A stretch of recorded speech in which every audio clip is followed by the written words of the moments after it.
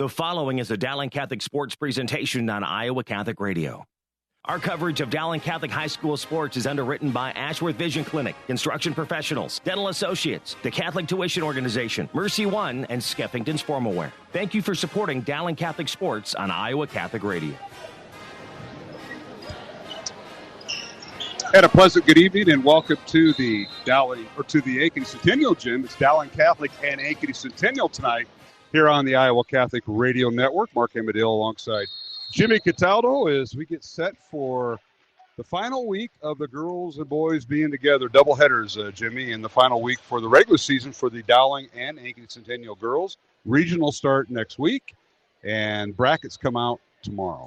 And you know, you get down to this late in the season, and you have a team and a game on your schedule that can have some impact on where you get seated and how things in the regionals set up. And then you look at this past week and some of the teams that played and lost last week. Southeast Polk, Waterloo West, certainly are two teams that get beat last week that certainly could shake up some of the seedings, including Ankeny. Yeah, that is certainly true, Jimmy. And as we go into tonight's game, I think the seedings are pretty much done. They're not going to do a whole lot of manipulation. It's usually the 1 and 2 seeds. That's what they try to get together. Then after that, it's they fill in regionally. But you look at some of the games going on tonight. We'll get right to it. It's Dowling and Ankeny Centennial. We're going to have a little bit of a late start. The sophomore game, and your son's part of it. So I don't have a roster. We could pick this up here, and do a little. Yeah, I don't do play-by-play. Pass to Dante Cataldo. And I usually clam up. And the shot is up and good. Looks just like when his mom shoots. It's good. The basket will count. Can we do some of that? Because Jenny's home listening, I'm sure. Well, it's not going to happen because Centennial has the ball down 1 with 8 seconds. So. Well, there you go. And Dowling up 1. Yes. Dowling up 1, but Centennial with the basketball. And it's fun to see the Dowling coaches down there, Stevie Sarcone and Zach Nicholson. Coming up with it's been a grinder game. I mean, it's been an awesome game for a sophomore game here in the big gym. But let's look at some of the games going on tonight. We got a boys only contest. Number 6 Ankeny on the road at Hoover tonight. They'll get underway at 6:30. Again, it's a boys only contest at Hoover. And Southeast Polk is at Ames. That's a girl-boy doubleheader beginning at 6:15. Johnston at Lincoln. Waukee at North, and Urbandale at Roosevelt. Those are all girl-boy doubleheaders beginning at 6:15.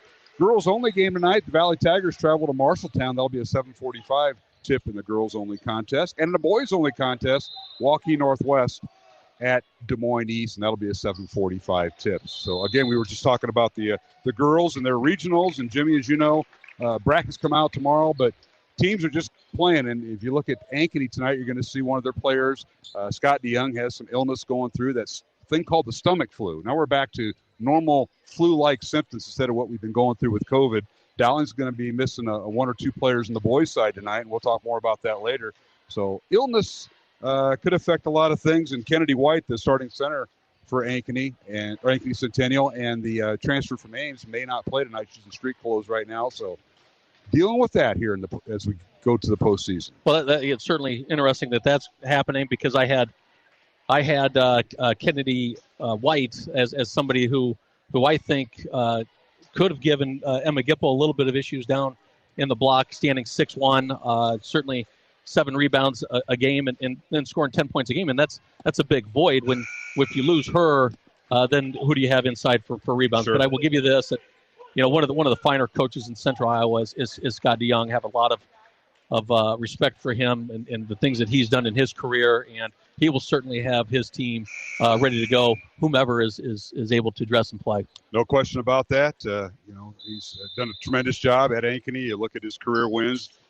He's got almost pushing 700 career wins, and he's been at several schools, including Ankeny, all those years. It's his 9th year as a school, and the Dowling boys here in sophomore play defeat Centennial 45-44. That is for Jenny Cataldo back home, and hopefully she'll get feeling better here. If you would take her some flowers, candy, maybe out to dinner, because Valentine's Day is coming up on Monday, Jimmy. You got to pace yourself, Mark, right? You can't go early with the Valentine's because then Valentine's comes and you have nothing to give. And then the birthday comes a week after that. February is a tough month for me, and it's been for 20 years. You said yourself. Don't be saying that to us. Some of us have, we have a lot to live up to. I am still trying, but we have a lot to live up to. But getting back to the game, the Dowling girls, they've won 5 of the last 8 games. And they remember 2 weeks ago tonight, we were up here at the other Ankeny High School, and Ankeny handed them a loss. I don't think Scott DeYoung's going to zone the Dowling girls. Don't know. But tonight, with seeing Kennedy White possibly on the shelf, he might pull out his zone. Haven't seen it all night. Of course, our comrade and a good friend, Andy Pollock, who does the TV side up here at Centennial, he said, I haven't seen a zone out of Coach DeYoung, even in out-of-bounds play. So what does that tell you? It was the first question I asked, right? It seems to be Dowling's kryptonite. Is that zone that we saw in Ankeny against the Ankeny Hawks a couple weeks ago, and you're just waiting for that next team to pull it out to see how far the girls have come in just a short time, especially heading into postseason, where you would possibly expect that to happen. But nobody has really jumped into a zone against these girls and haven't pushed them to see what they can do around the perimeter. But as you mentioned, being down 1 or 2 players, possibly sometime that DeYoung goes to a zone. Yeah, possibly. Dowling's last loss was a week ago last night, and that was to Johnson at Dowling, 57-41. Maroons losing to Ankeny up here, 35-29, and then also losing at Valley earlier in the month of January, 55-51. That's the 3 blemishes on the year for Dowling. They come in with a record of 16-3 and a number 5 ranking. And for the Ankeny Centennial Jaguars under head coach Scott DeYoung, well, what a year they've had. They've won 11 in a row. They are currently 17-2, and they're the third-ranked team in Class 5A. So it's number 3 and number 5. And Coach DeYoung does it with defense. Look what he's given up. Just 26.4 points per game, Jimmy, is all. And they just defend you, and they score just enough. They limit their possessions, but they want to be efficient in their possessions. And the defense is just overpowered. I haven't seen defense like that since Bob and Sharon Hansen used to go at each other. We'd be lucky to get the game in the 30s. It's one of the first things that jumped out on paper to me was the fact that they are outscoring their opponents by 28 points a game. They're 10-0 at home. But one thing to keep in mind is that their opponents' combined record is 125 and 163. Now, in comparison, their opponent's record is 162, 125. So it's just it's a strength of schedule that not playing as strong of a schedule as Dowling, but certainly are playing the teams that are around Central Iowa, and they've done pretty good. You would expect some type of a shakeup as you look into the postseasons tomorrow with the early loss last week to Waterloo West, Southeast Polk getting beat in Ankeny, who's at least in the latest rankings, which was about a week ago, was slotted ranked 12th. That could certainly have an impact as to the winner of this game, who possibly moves up to a 3, maybe a 2 ranking if Waterloo West got beat. Yeah, that'll be interesting to see how that all shakes out. We'll go through the Class 5A rankings. Now, these are the ones that came out, as you mentioned, Jimmy, last Thursday. Tonight's game here on the Iowa Catholic Radio Network is we're broadcasting from the Ankeny Centennial Gym. Mark Amadale, Jimmy Cataldo, as we are sitting amongst the Dowling fans. We got some guy named Reinhardt. He doesn't have any kid on the team. I don't know what he's still doing here, but you have Mr. Moore, Jamie Gipple, and Zedekers right over here to our right. So we're amongst friends tonight, which we're not at Dowling. Normally we're at the visiting side over there. So just going to make sure that you say good things. I try. I would love to just get one of those looks, those turnaround looks at you. Yeah, but you probably can't get reception in here unless you have the app. Here in the Ankeny Gym, it's kind of tight. Hey, we want to thank Skeffington's Formal Wear along with Catholic Tuition Organization and Mercy One, as we appreciate Jennifer Phelps sitting in tonight, our studio producer. And let's take a look at those rankings before we take our first break here at the Centennial Gym. Once again, we'll be bringing the girls and the boys contest here at Ankeny. It's the only time Dowling and Ankeny Centennial will play each other this year here at the Centennial Gym. Number 1 team in 5A is Johnston. They're followed by Waterloo West, who, Jimmy, you said it had just lost. So we'll see how that shakes up the seedings. Ankeny Centennial is 3rd. Roosevelt is 4th. Dowling 5th. And Pleasant Valley is 6th. 7 through 10 has Pleasant Valley, City High of Iowa City, Southeast Polk, Iowa City West, and West Des Moines Valley. And then 11 through 15 has Waukee Northwest, Ankeny, Iowa City Liberty, Sioux City East, and Linn-Mar, with Cedar Falls and Cedar Rapids, Washington at number 16 and 17. So those are the possibilities right there. The one the Tuesday 9 through 16. Well, and you look at some of the ramifications in just 1 week. Iowa City Liberty, who's sitting at 13, would conceivably play the number 4, which would be Roosevelt. But Iowa City Liberty lost twice this past week to City West and Cedar Falls. You would expect them to drop.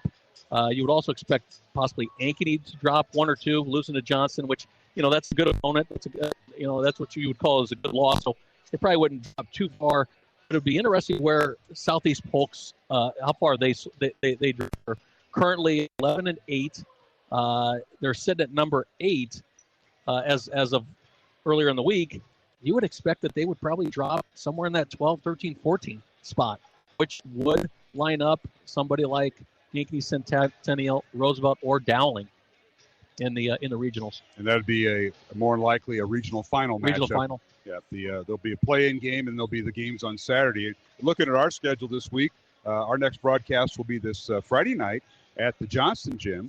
It'll be a girl-boy doubleheader. That'll be the final regular season doubleheader we have. The Dowling boys have a game on Saturday at Linn-Mar. They'll be taking on Cedar Rapids Kennedy, and the Dowling girls will be traveling to Cedar Falls, and they take on the Cedar Falls Tigers at 3:30 on Saturday. So both the Dowling girls and boys basketball teams on the road, separate places for non-division games.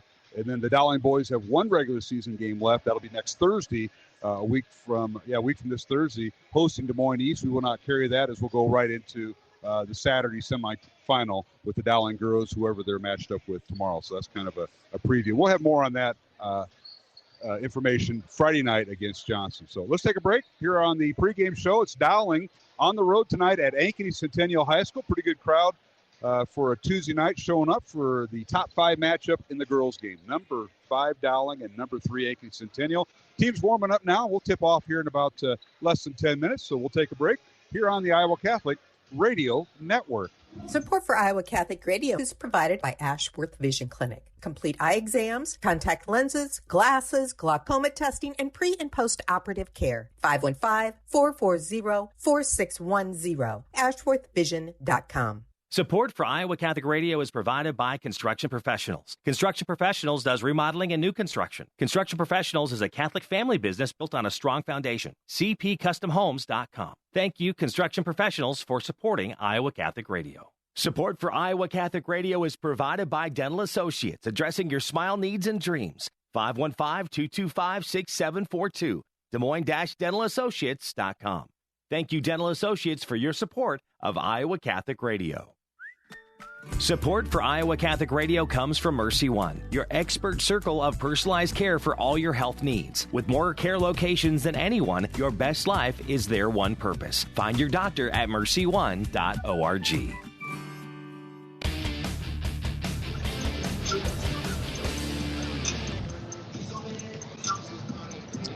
And we're back here at the Ankeny Centennial Gym alongside Jimmy Cataldo, Mark Amadale. Glad you could join us tonight here on the Iowa Catholic Radio Network. It's Dowling and Ankeny Centennial in a girl-boy doubleheader for the final Tuesday night of the girl-boy doubleheaders. And then, of course, this Friday, Dowling will be on the road at Johnston, concluding the regular season of doubleheaders. And then we'll start separating the girls and the boys as they go to postseason. I want to thank the folks here at Ankeny, including their athletic director, Robert Scott, activities manager, Ian Smith, and Marge Rasmussen in the athletic office.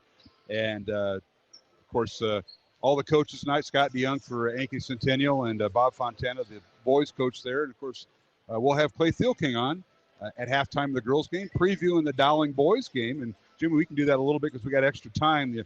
The sophomore game went a little over, so we still go on the air at 6 o'clock. So we have an extended pregame. But the Dowling boys may be tonight without Carson Brown. We won't know until later. That stomach virus that hit the Maroons Friday night at Urbandale, and the Maroons double overtime boys win at Urbandale. Stomach virus going around. Charlie Stewart and Carson Brown might be on the shelf tonight. We'll know more, and we'll catch up with Clay Thielking, the Dowling boys coach, about that. But, you got those viruses running through. It's postseason. You're trying to get yourself slotted in the right spot. Everything happening. Well, knowing the competitors that those two guys are, you would think that they're pretty down under the weather if, in fact, they are not able to go tonight. But I think Charlie and Carson, if there's any way, shape, or form that they can get out there and run around, they're certainly going to be here. Sure, and especially in this environment. Now, we haven't been up here probably in about, I was telling Andy Pollock, probably in about 3 years. We have not been here. And, last year was one game. They identified just playing one game, and we played it at Dowling. But I haven't been up here in a while. But this is the same exact gym as Ankeny, except at Ankeny, we're on the baseline right down there. And look how busy that is right now. So they can't ask you where to sit. Where's my ticket get me at? Can I borrow a pen? They're not going to ask you that. Tonight we're up here against the wall. This is how much we're thought of up here. Not only did we get one table, we got two tables. And we're at the top of the stands, which is not nosebleeds by any stretch of the imagination. We're away from that guy called Pollock, one of your football coaches at Dowling on Coach Wilson's staff. He's down there way on the other end, the other table, the TV table. He certainly has his. He has his season cut out for him. He'll be replacing Jim Williams, who unfortunately passed away a few months ago. And but Andy does a tremendous job within our program, and him and Coach Williams work so well together. And I just think about it. It was just yesterday, seeing Coach Williams down in the film room and working out the game plans, and he was as sharp as a tack up until the end. He certainly was, and I miss going out to practice back when we could go out to practice before COVID. And I get out there, and I get asked by some of you offensive guys, how come you're not watching the receivers and the quarterbacks and running back? I went over to Coach Williams, and he had the sled out, and he was in class 101 with offensive line mode, and that was awesome. So I kind of snubbed you guys for a reason. I want to see the old coach that I had back in the day and coach those youngsters, and they loved him. All those young, and then a lot of them came back for Coach Williams' funeral back in December. Sure did, and legendary, iconic around the Dowling program. Football, and sorely be missed, but what a tremendous career that guy had, and it won't be the same, but just some great memories, and certainly they're going to continue on with the Jim Williams O-line camp in July for the junior high kids and elementary kids, so they're going to carry on that camp that he's built up over the last many years. Do you offensive geniuses down there, like with where all the nuts and bolts are going, they block for your receivers, your quarterbacks, your running backs? Is Coach Pollock going to let you as an offensive, assistant down there and help with the line? It was like they moved mountains when they started allowing tight ends to join that camp. They're not going to allow it. I bet there was. All right, Jimmy, before we go to break, let's take a look at starting lineups tonight. We'll start with the Dowling girls. As we mentioned earlier, they come in with the record of 16-3, as they've won 5 of their last 8 games after starting 11-0 on the season. They're currently ranked 5th in Class 5A. Kristen Meyer's the head coach, and we'll have her on at halftime of the boys' game later on in Game 2 tonight. And Kristen in her 6th year at Dowling, 104 wins, 29 losses, 78% win percentage. And Joel Danner and Audrey Faber, the assistant coaches. We had Coach Faber on last Friday night at Urbandale at halftime. And the Maroons will start this lineup, going back to their usual starting lineup. They'll start at one guard, Ava Zedeker, a 5'9" freshman, leads the team with 37 made threes, and she averages 13 points, also the team leader there. And she'll wear number 13. The second guard is Julia Moore, a 5'4" junior, averaging 7 points, leads the team with 43 steals, and has nailed down 15 made threes on the year. She'll wear number 21. And the third guard is Layla Tritton, a 5'8" freshman, averaging 5 points, and she's knocked down 16 threes on the year, and she'll wear number 45.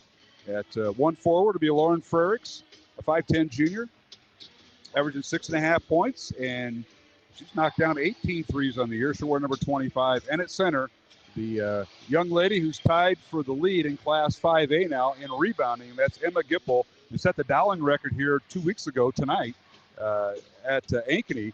As Emma Gipple's a 5'10" senior, averaging 10 points, leads the team with 12.5 rebounds per game, 23 blocks on the season, and 2.5 assists per game, team leader.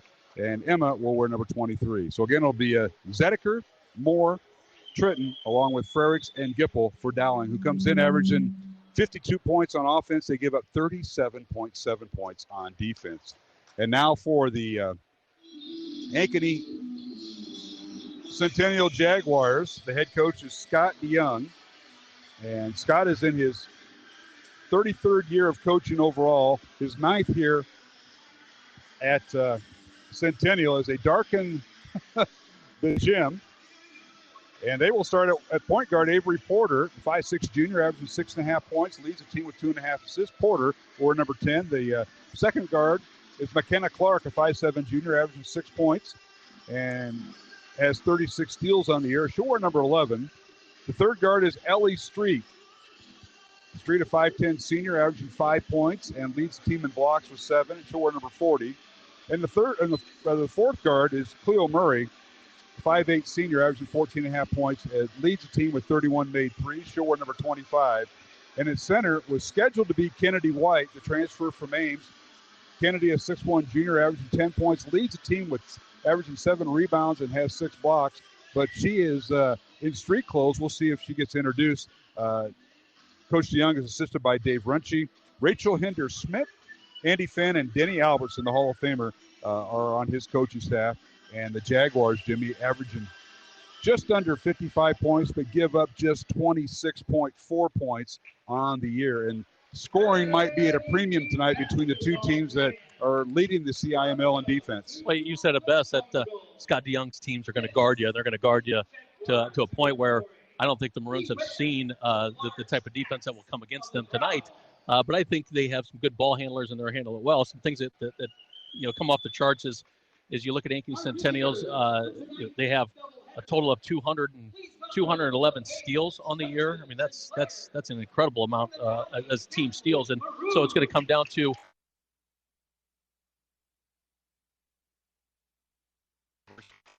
and get on board more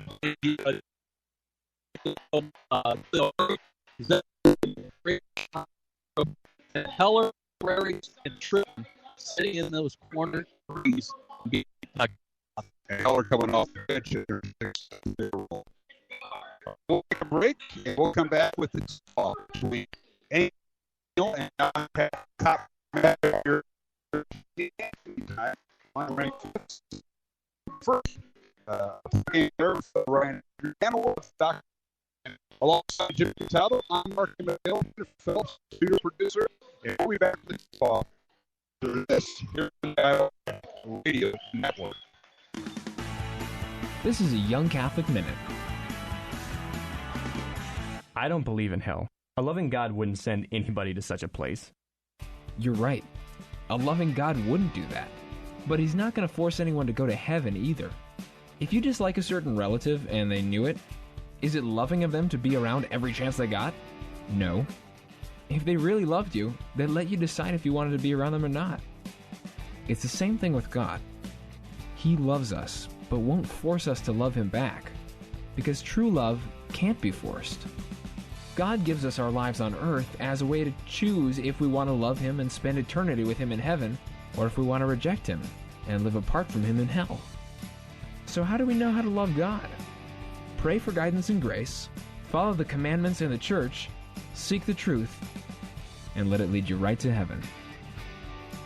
For more Young Catholic Minutes, go to youtube.com/youngcatholic.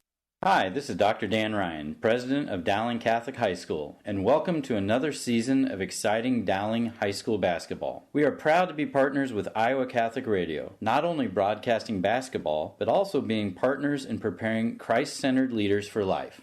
Go Maroons! Hello, my name is Father Ryan Andrew, and I'm the chaplain at Dowling Catholic High School. Let us pray for the coaches, players, and trainers for this athletic competition. In the name of the Father, and of the Son, and of the Holy Spirit, amen. Heavenly Father, we thank you for all your gifts.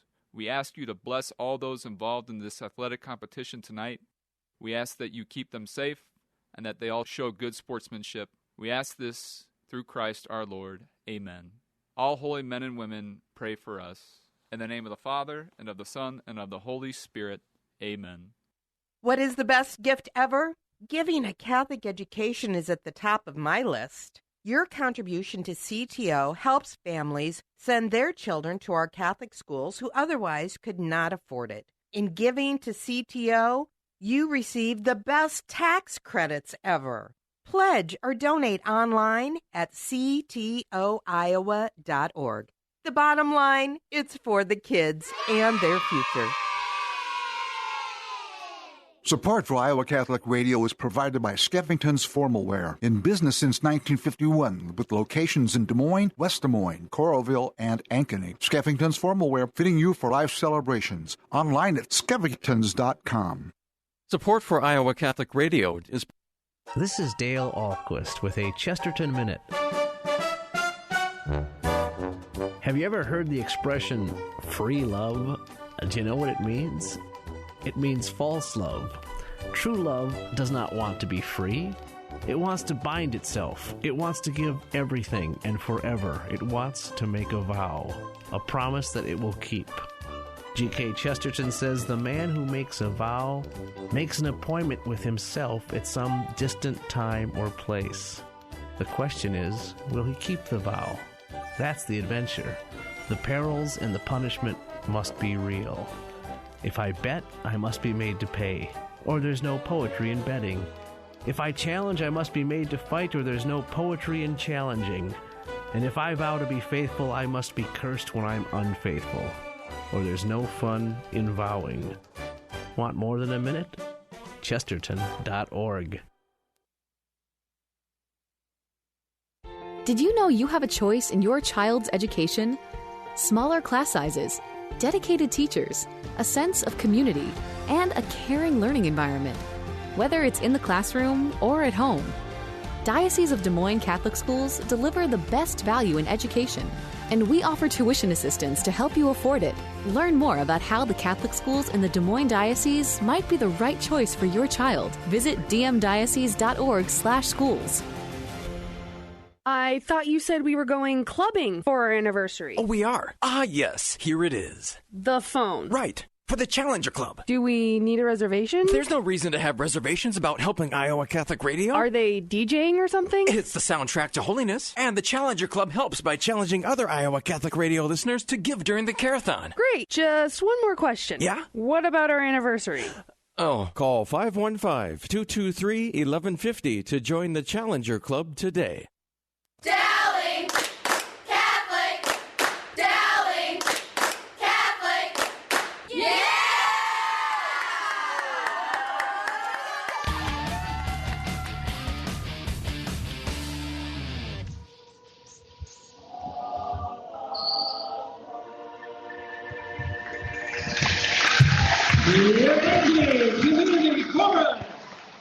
And our national anthem being performed tonight here at the Ankeny Centennial Gym alongside Jimmy Cataldo, Mark Amadale as we get set for the tip-off. Dowling and Ankeny Centennial. How about that community chorus that did our national anthem tonight here? You don't see that very often. 16 adults, and you haven't seen them. You haven't seen them at the State Fair? I know you're out there a lot. Oh, you're a different department. You're in the grandstand area. They don't get near where you're at. I see a lot of entertainment at the State Fair, and that's I don't see that. But some of it's fantastic. Free. Jimmy, some of it's free and some of it's not.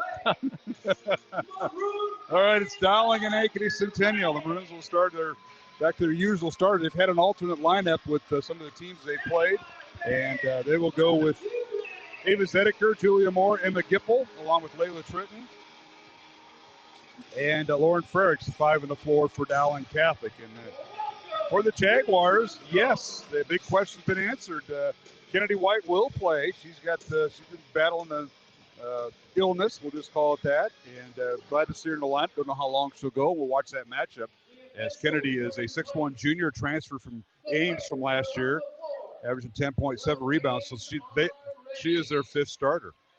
And Dowling will go left to right in front of us, north to south here at the Centennial Gym. Dowling wins the tap, and we're underway. Well, the one thing you're going to see right away is probably the smothering a defense that Ankeny Centennial is going to come with.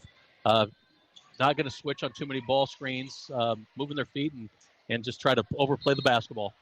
Dowling with the ball first, pass underneath by Julia Moore to Zedeker, and Ava loses it. Has control of it, but stepped out of bounds on the baseline as the Maroons come up empty on their first possession.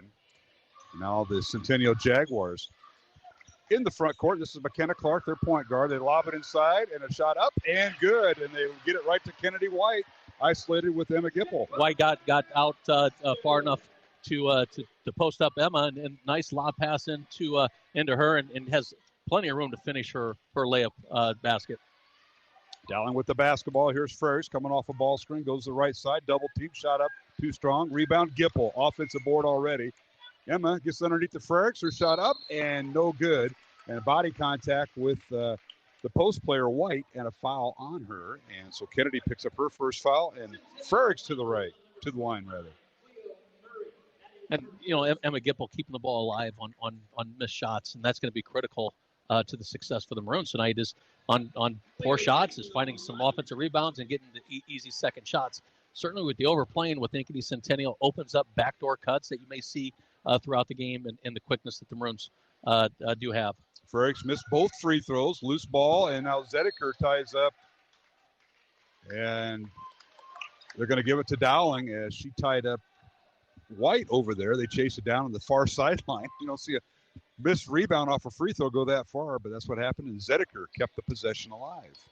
Ankeny Centennial again is playing man-to-man, not switching on any of the picks, fighting through everything, and covering the wingmen on the 3-point shot. Underneath Moore, her shot up and no good. Fight for the rebound. Dowling comes away with it. Gipple, backdoor cut to Zediker, layup good. Then we're tied at 2. Dowling and Centennial in the Maroons. Second possession, they get the first basket. But it's 2 possessions, 2 offensive rebounds by Gipple, aided to the shot for Zediker cutting to the basket to tie it up. In their home white uniforms.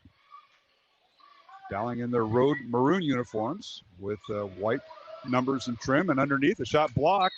That was Ellie Street underneath, and it's blocked out of bounds by Dowling. It'll be Centennial basketball. Well, early on, you can see the strength of Kennedy White being able to use her body to keep Gipple out of the lane to post her up for the lob in post.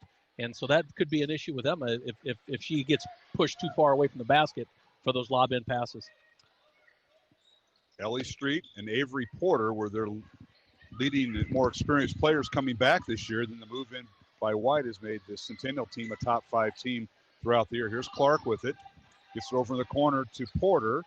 Now they swing it to the right side. That's Murray. Defense by Bruins as Centennial can't get a shot off. A lot of passing with cutting involved. White top of the key. Gets it over to Street. Left wing to Porter.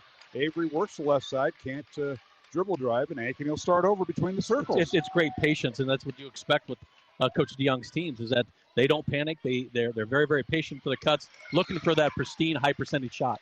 They try to get it inside to Clark, but it was tipped out of bounds by the Maroons. I believe it was Gipple that got a hand on it, and it'll be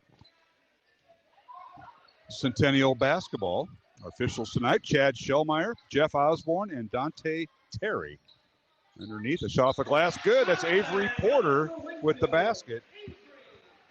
Not their most productive scorer on the team, but when she has an opportunity, she does. And it's 4-2 Centennial. Dowling with the ball. Frerichs backs in. Right block. Kicks it out to Tritton. Top of the key, it goes to Julia Moore. Stops the left elbow and kicks it out to Frerichs. And the Maroons will reset.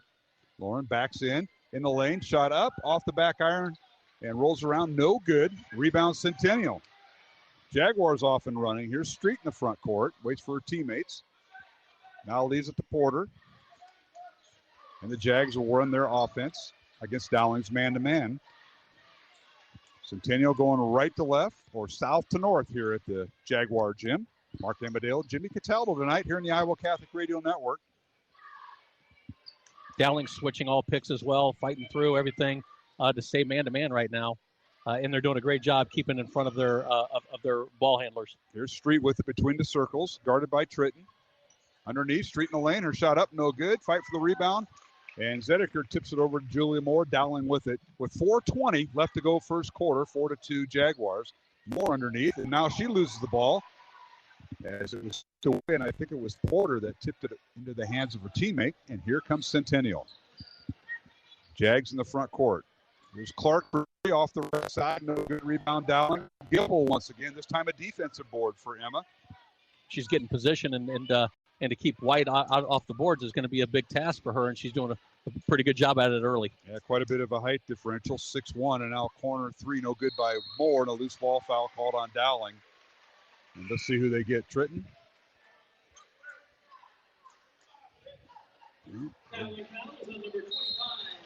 Lauren Frerichs will pick up the foul for Dowling. First team foul on the Maroons.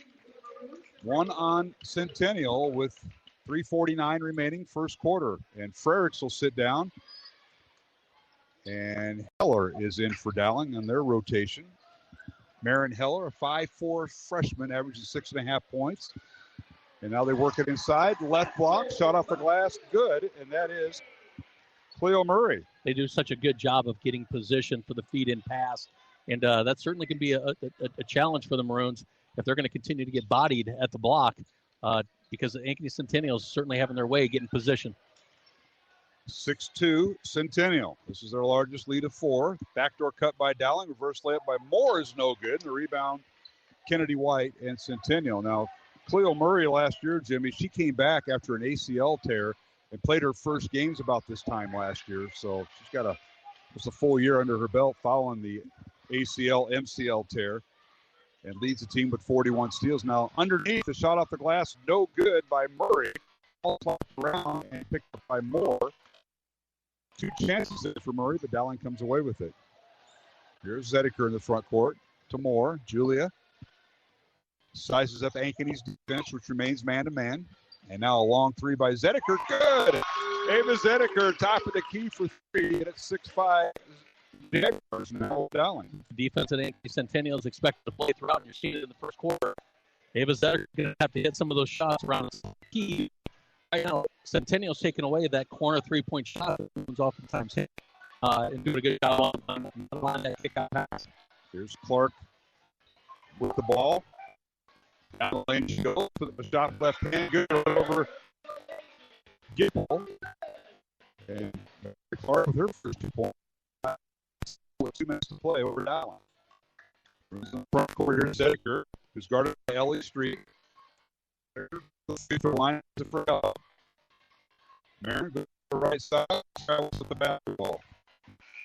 Second, I caught up, wanted to hit the corner 3 where Trent was sitting, but again, does a good job of manipulating the dribble drive and took it away. We got a word from Mr. Clark. Mr. Mrs. Clark. Well-traveled family, right? The other night was nothing but incredible. Sunday night. It was Sunday night. All right, Jaden Pratt in the lineup for Centennials. They start their rotation. Jaden is a 5'8" freshman, leads the team with 10 blocks. So, for 4, strong,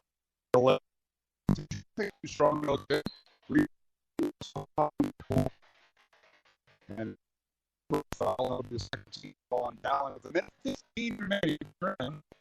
For 4-8, and Centennial 8 down 5. It's girls contest from the Centennial Gym on Iowa Catholic Radio. We're on the path with getting help defense from the opposite side of the lane, which certainly did a great job of taking away that feed-in entry pass. They get the ball side to White on the inbounds pass, and she shoots the score. That's her 4 point. So Ankeny Centennial with 4 points. That is her 4 point. And it's 10-5. Centennial lead over Dow. Final minute of the first quarter. As Frericks back into the Dowling lineup.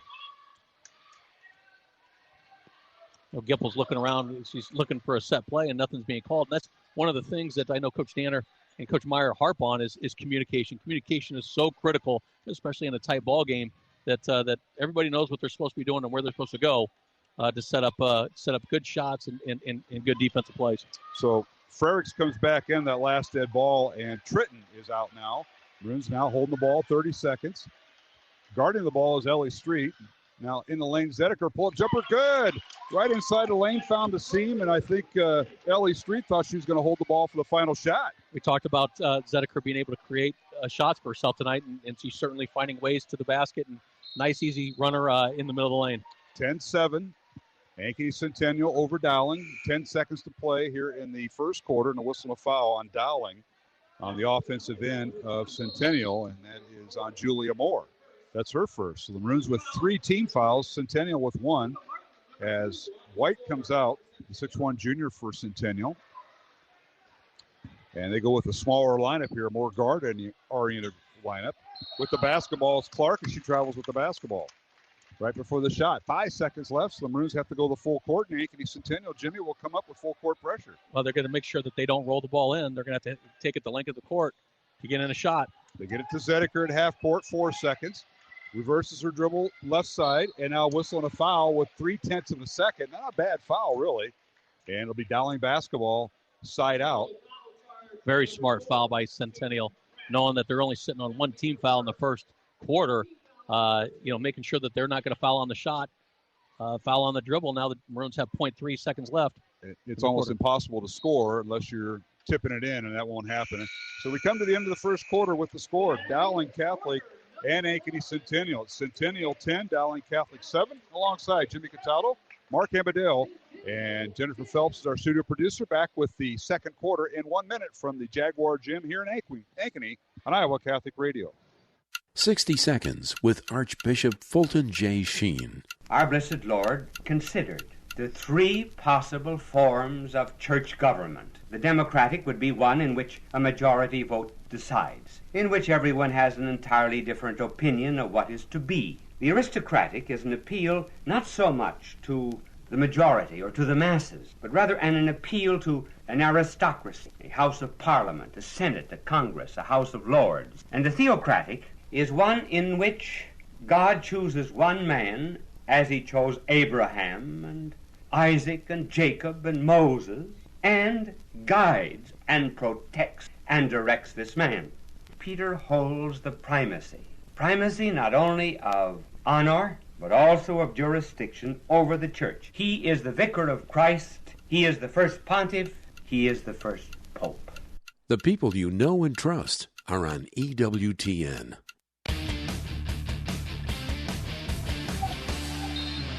All right, fans, quarter number 1 is in the books. And we're back here at the Centennial Gym alongside Jimmy Cataldo, Mark Amadale, as we're underway here in the second quarter, and Ankeny Centennial has the basketball first. Some quick numbers thus far from the first quarter. Now a pass underneath to White, and her shot is up and good. Kennedy White returns to the lineup, and now with 6 points. Dowling was 0 for 2 at the free throw line, and Centennial yet to shoot a free throw, and we'll get a moment here. We'll catch up with some of the first half numbers from Jimmy Cataldo. 12-7 is our score, 5-point lead for Centennial. Mark Amadale, Jimmy Cataldo tonight.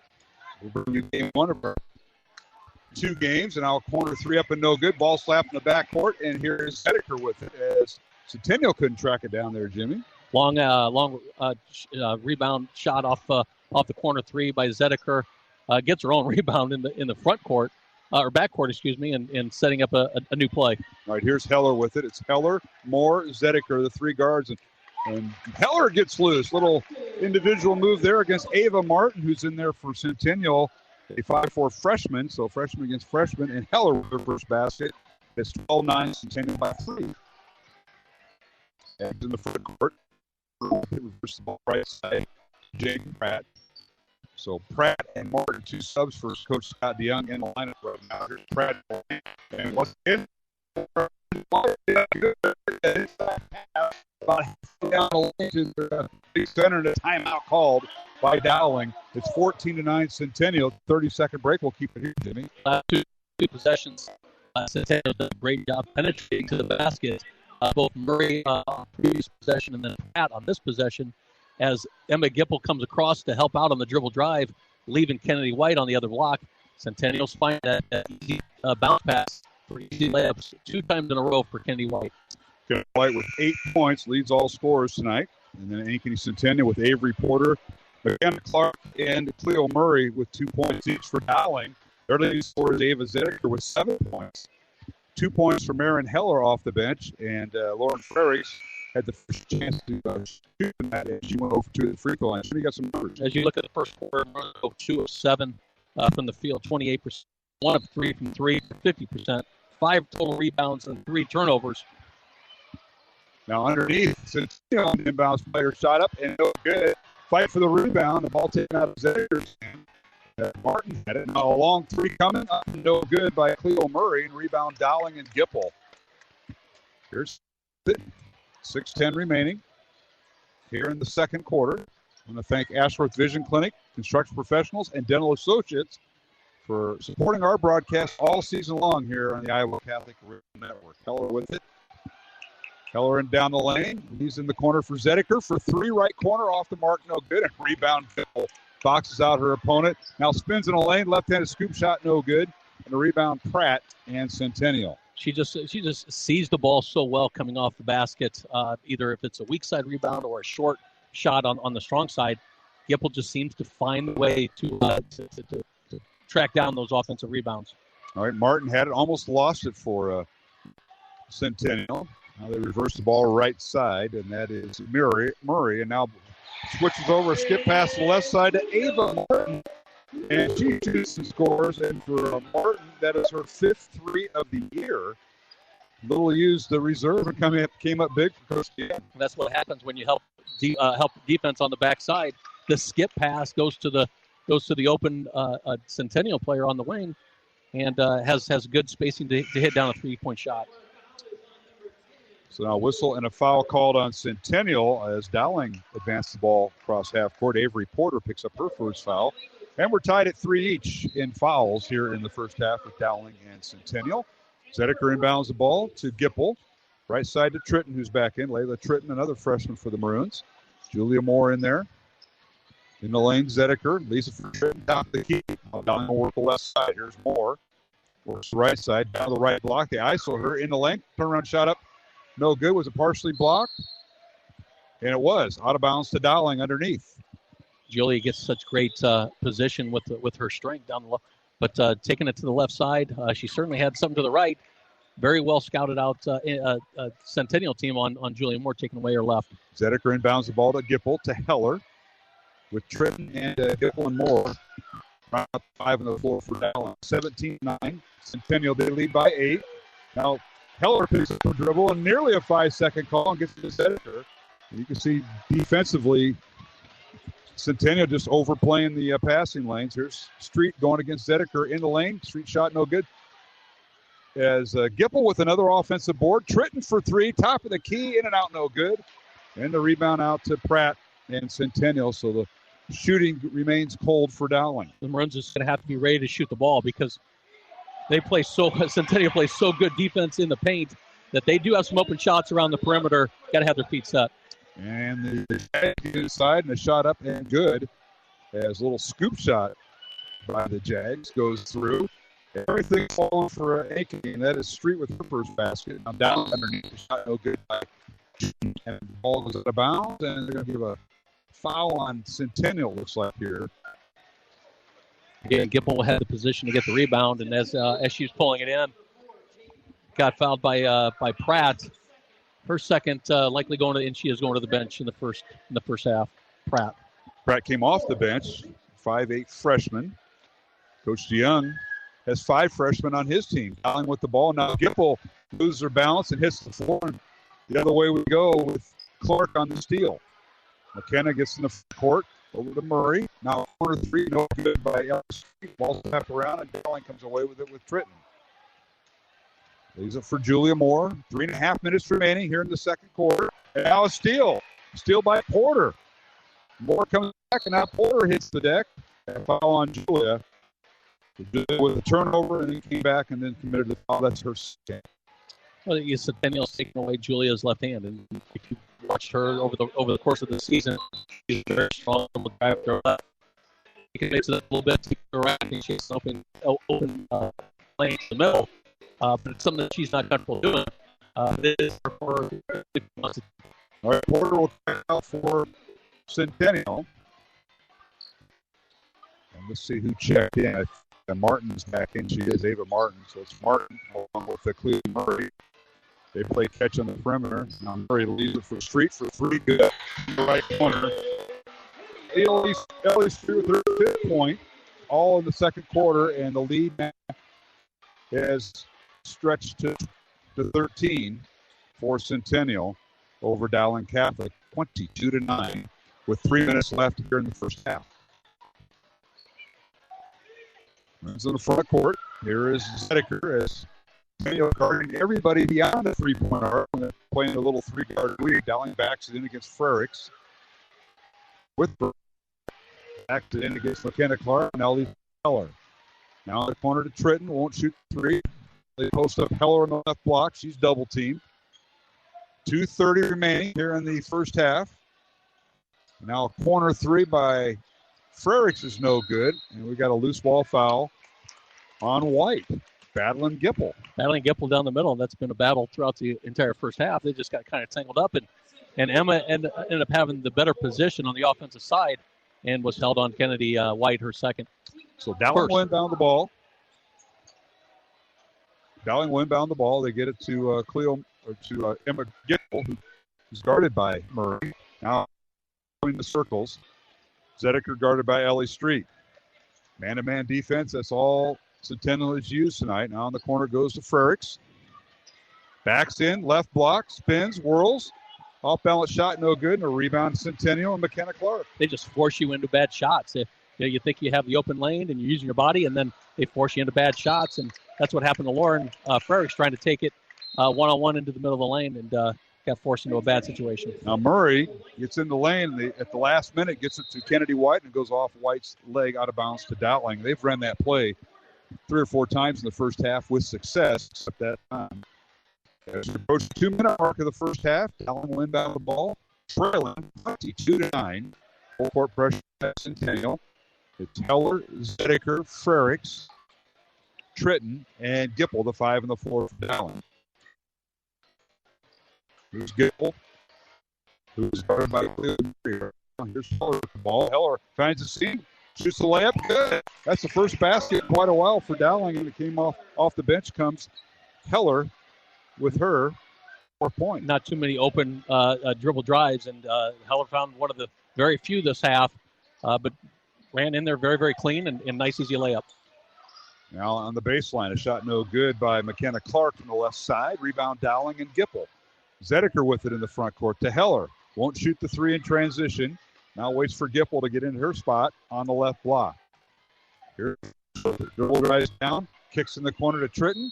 The ball is tipped out of bounds off Ankeny. They are so aggressive to the ball and anticipating the passing lane is this Jaguar defense. I think their strength is even as impressive as that, is that the Maroons are trying to body themselves into the middle of the lane, try to get good high percentage shots, and Ankeny Centennial just not giving that room. Using a lot of body, a lot of strength to keep the Dowling Maroon offensive players at bay. Frericks checks out of the Dowling lineup, and checking in will be Ellie Olsen, number 41, for her first action of the night. Ellie, a 5'9" freshman. Now corner 3, no good. Rebound Centennial and White. Centennial giving up just 26.4 points per game. And it shows. The Maroons are struggling to get into the teens. Final 45 seconds of the first half, 22-11 is our score. Ankeny Centennial ranked 3rd, leading 5th-ranked Dowling in 5A. Underneath, a shot blocked by Zedeker as a turnaround shot by Kennedy White on the left block was blocked. Or was it Cleo Murray? Murray with the shot. Murray with the shot. Zedeker blocks it out of bounds. 36 seconds left in the half. Centennial has the ball underneath their basket.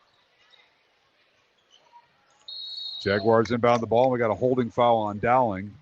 Well, the ball may have been released from the baseline right in midair. They call the foul. And this will be on Ellie Olsen, her first. Just team foul number 5 on the Maroons. So they still have another foul to give with 35 seconds to go because Centennial's not in the bonus yet. Yeah, not a bad foul by Olsen that time. Both teams with 5 team fouls each. There's a shot with the left hand. No good by Avery Porter of the Jaguars. Rebound Dowling and Gipple again. You got her for 20 already? She's racking them up right now. And half of those are offensive rebounds. Here's Heller in the lane, and she does a late pass and travels with the basketball. You see how Centennial does so well in getting steals. They take away the passing lanes, and there is no kick-out pass that Marin Heller's looking to do. It's a well-scouted team. They Coach DeYoung scouted. They know Dowling will dribble drive and kick it out to their corner threes. Now top of the key 3. It's no good by Cleo Murray. Rebound Gipple and Dowling. That's how the half will end with the score. Ankeny Centennial 22, Dowling 11. The Maroons with just 4 points in that second quarter as Ankeny Centennial outscored Dowling 12-4 in that second quarter.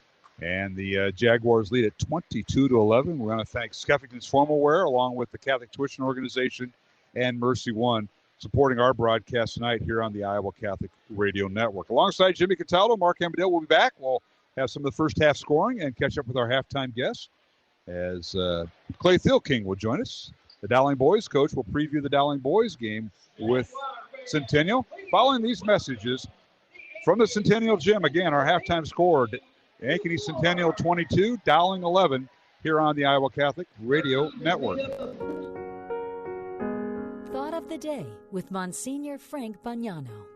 The great St. Theresa of Avila, a 16th century nun, is one of the church's 33 great spiritual authors, known as a doctor of the church. She explains that prayer is a loving conversation with the one who I know loves me. How many kinds of prayer are there? Basically 4, and usually we pray one of the 4 or all of them. Think of these 4 words: adoration, contrition, thanksgiving, supplication. ACTS. On different days, we'll pray with emphasis on 1 or 2 of these, or maybe all of them. So when you pray, let your heart be led by the 4 types of prayer: adoration, contrition, thanksgiving, supplication. Try it. It works. And that's today's thought of the day.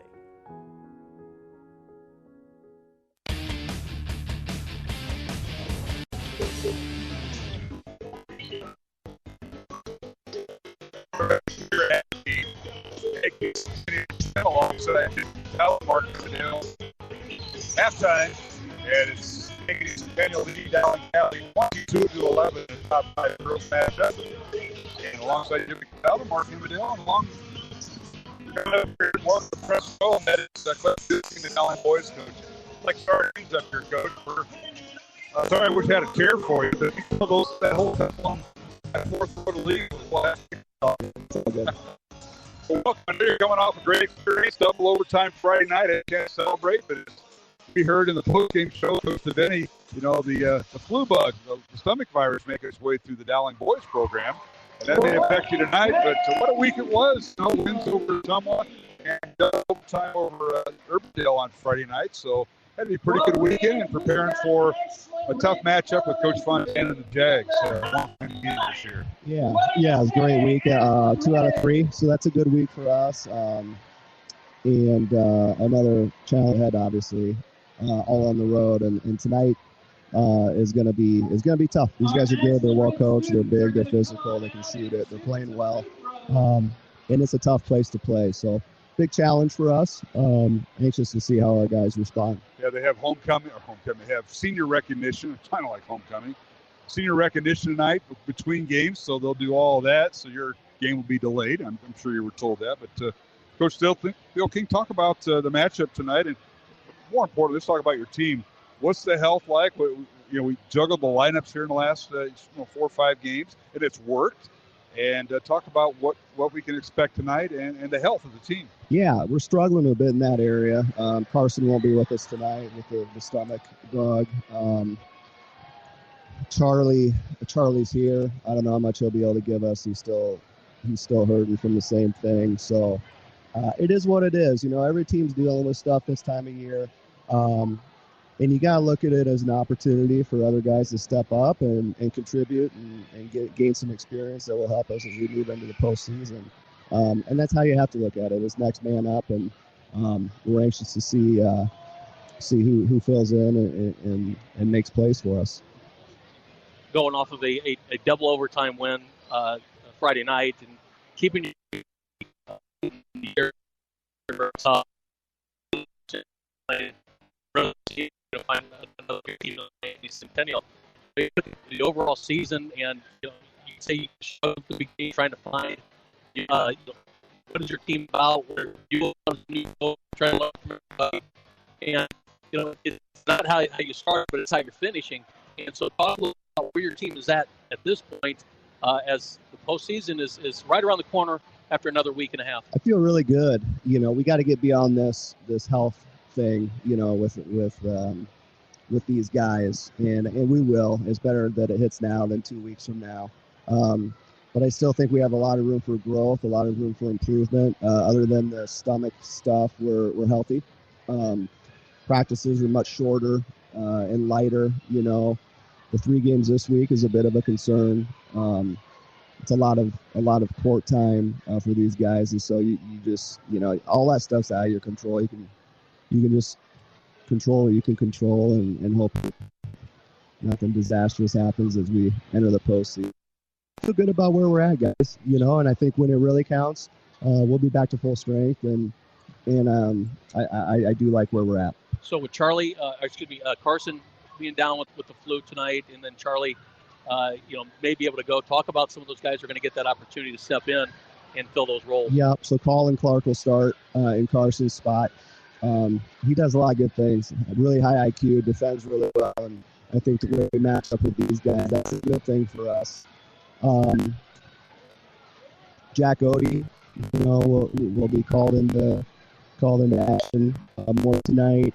Obviously, Mata's a big piece of things, and Quincy will have to step up and contribute tonight. So it tightens up the rotation a little bit, and guys that haven't played a ton of minutes are probably going to play more than they usually do. But they're capable. We're confident in those guys, and tonight they get a chance to prove it.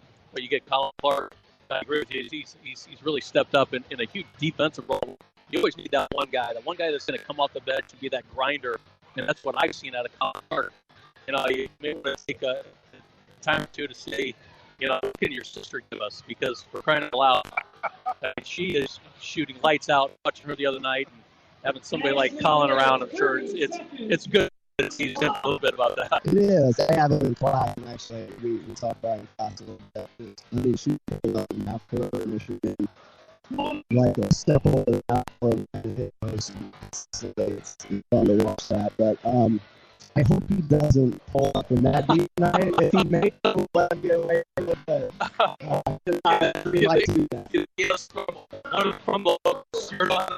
Well, there's no logo here at Centennial's gym, Coach, so you have to worry about that. Although the volleyball is down.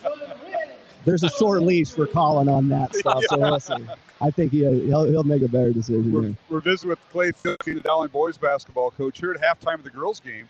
It's Ankeny Centennial 22, Dowling 11 at halftime. And Coach Silke, you did pretty good going to your sub-state meeting the other night. You're in sub-state number 8.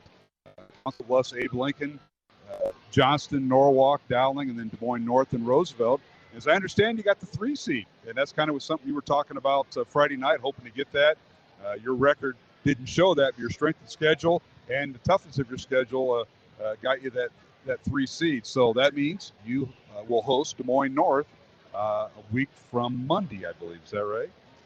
Yeah, we'll host North Monday. And then play the winner? And the winner plays. Then the winner would go to Council Bluffs. Yep. Okay. Yep. So we got to get through North. I haven't looked at them. I watched a little bit today. You just kind of want to get a little flavor.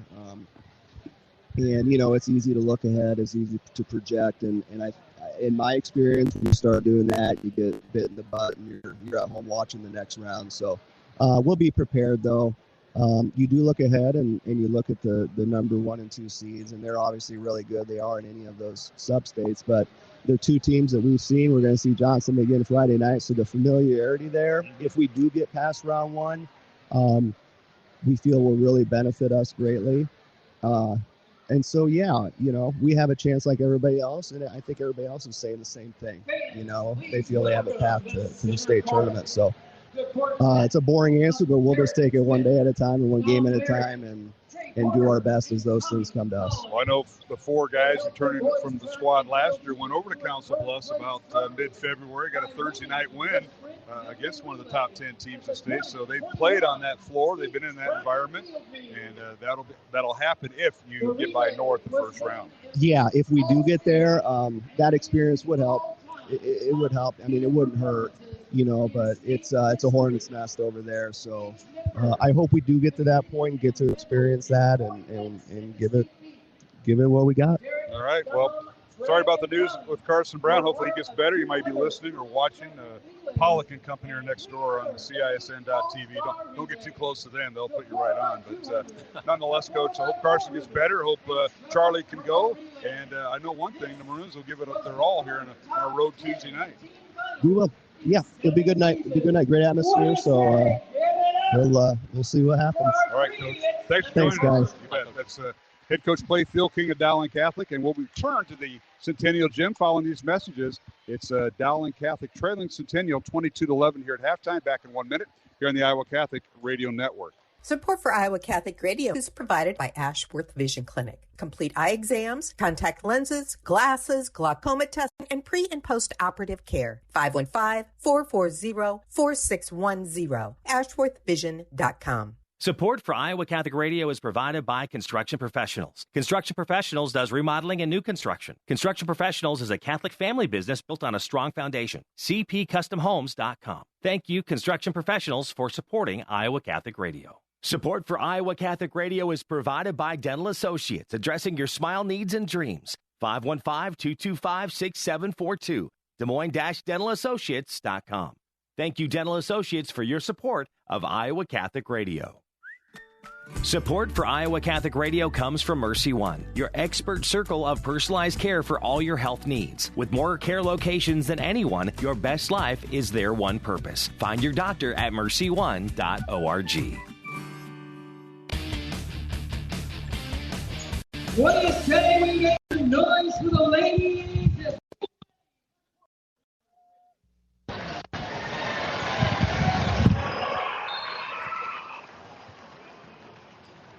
Back here at the Centennial Gym, Mark Amadale alongside Jimmy Cataldo underway. Dowling with the basketball to start the second half, trailing 22-11. And we'll get those first half numbers here when we get a break. As Dowling with the ball is Zedeker in the lane. Jump stop, pull-up jumper, rolls off the rim, no good. Rebound comes out to Centennial. And this is reminiscent of 2 weeks ago up here at Ankeny, at the other Ankeny school. Lid on the basket, the Maroons struggling to get an open look. Well, Centennial has a big piece of that. The way they play defense, it almost feels like the first team to 40 is going to win this game, and that's well below Dowling's average output each game. Now Centennial in the lane, and a shot by Clark, no good. Outlet pass goes to the Maroons, and now Tritton picks it up after deflection from Zedeker. And Layla now comes to a jump stop, and the Maroons will set their offense. Here's Frericks with it. Dowling going with their starting five of Zedeker, Frericks, Julia Moore, and now a long three by Zedeker off the back iron. No good. Rebound Centennial and Avery Porter. Now outlet pass goes to Ellie Street. She's 1-on-1 against Zedeker. In the lane, her shot up, rolls out, no good. And a rebound Dowling. So, yeah, Tritton, Moore, Zedeker, the three guards, along with Frericks and Gipple. And underneath, and a basket is good by Frericks. They'll wave it off. A foul before on Centennial. Back at the free throw line, and that foul will be on McKenna Clark, her first.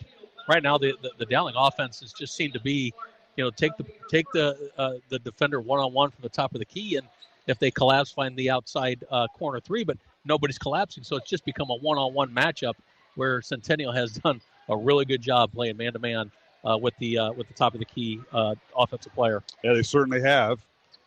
23-11, Centennial. Now Gipple in the lane, and what did she spin around and shoot and score? She did a 360 there. Just trying to find position, and certainly Kennedy White has done a really good job defending Gipple. But that time, used her left hand and or offhand and found a way to the hoop, and that's what you're going to have to find. Dowling with just two players scoring in the first half. Heller off the bench with 4 points, and now getting loose in the lane, a shot up and good by Centennial. That's Cleo Murray.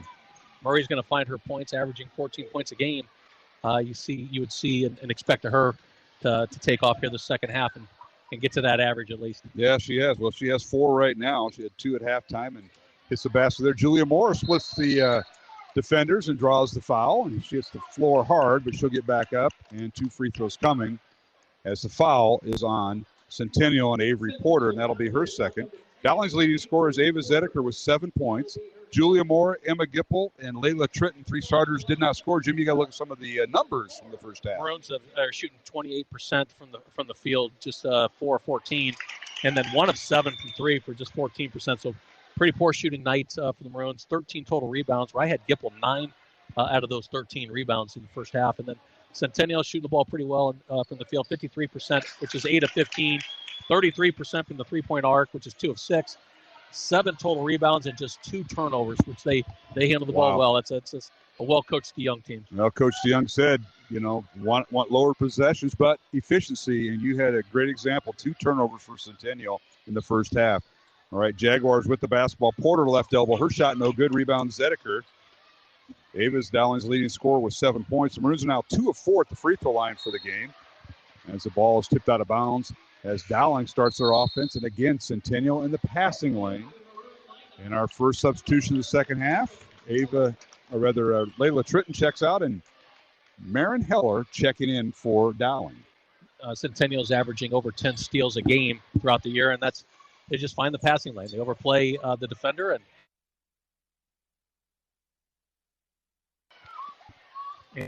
turnovers. Ball is out of bounds as they went off Centennial, as the Jags had 6 players score in the first half. They were led by player Kennedy White, who was had illness tonight and wouldn't play. If she did, she started and had 8 points. 5 points for Ellie Street. And then 3 points for Ava Martin off the bench for the freshman for Centennial. 2 points for Avery Porter, 2 points for McKenna Clark. And Cleo Murray with 2 points in the first half. She now has 4. Corner 3 no good by Julia Moore from the left wing. Rebound Centennial and Ellie Street. Jaguars advance the ball down court. This is McKenna Clark on the left wing. Top of the key, it goes to Murray. Murray driving against Heller.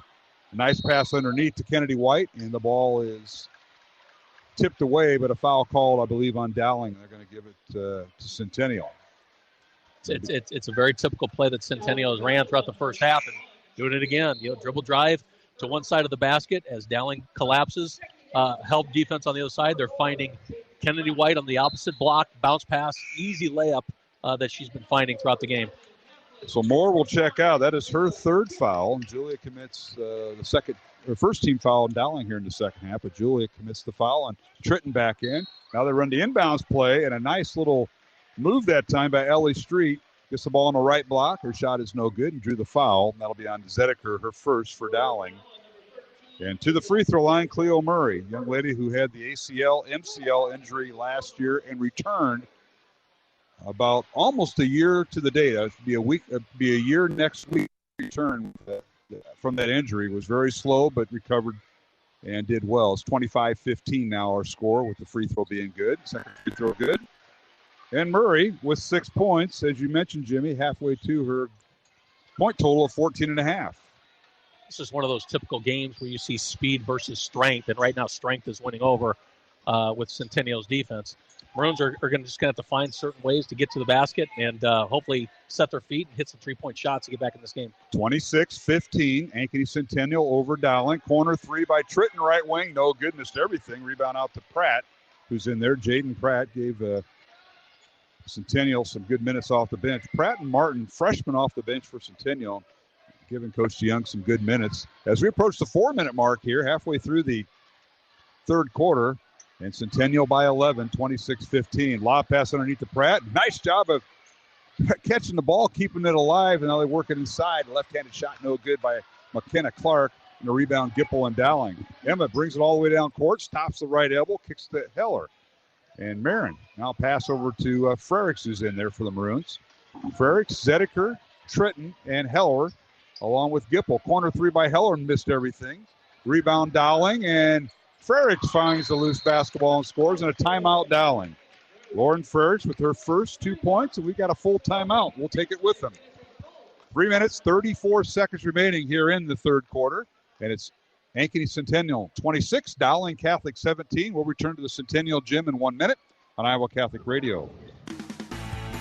This is a Young Catholic Minute. Why do I have to go to confession? Whoa, when are you going to take all that garbage out? I don't have to. But I don't want to go tell the garbage man about this. He's not a fiery furnace to burn away all my garbage. He's just a man. If we let the garbage of sin build up in our souls, life gets pretty disgusting. So it's good that Christ told his apostles, whose sins you forgive are forgiven them. Whose sins you retain are retained. That way, Christ's forgiveness of sins won for us on Calvary comes to us even today through the successors of the apostles, Catholic priests. So when we go to confession, we gain the gift of humility by having to speak our sins aloud. Then we receive counsel, and finally, through the mercy of God, we hear the priest say the words that Christ has given him to speak in his name. I absolve you from your sins. Go in peace. And that is pretty cool. For more, go to youtube.com/youngcatholic. Listener-supported Iowa Catholic Radio. 1150 AM KWKY Des Moines. 94.5 FM K233BT Des Moines. 88.5 FM KIHS Adel. 90.9 FM KLOX Creston.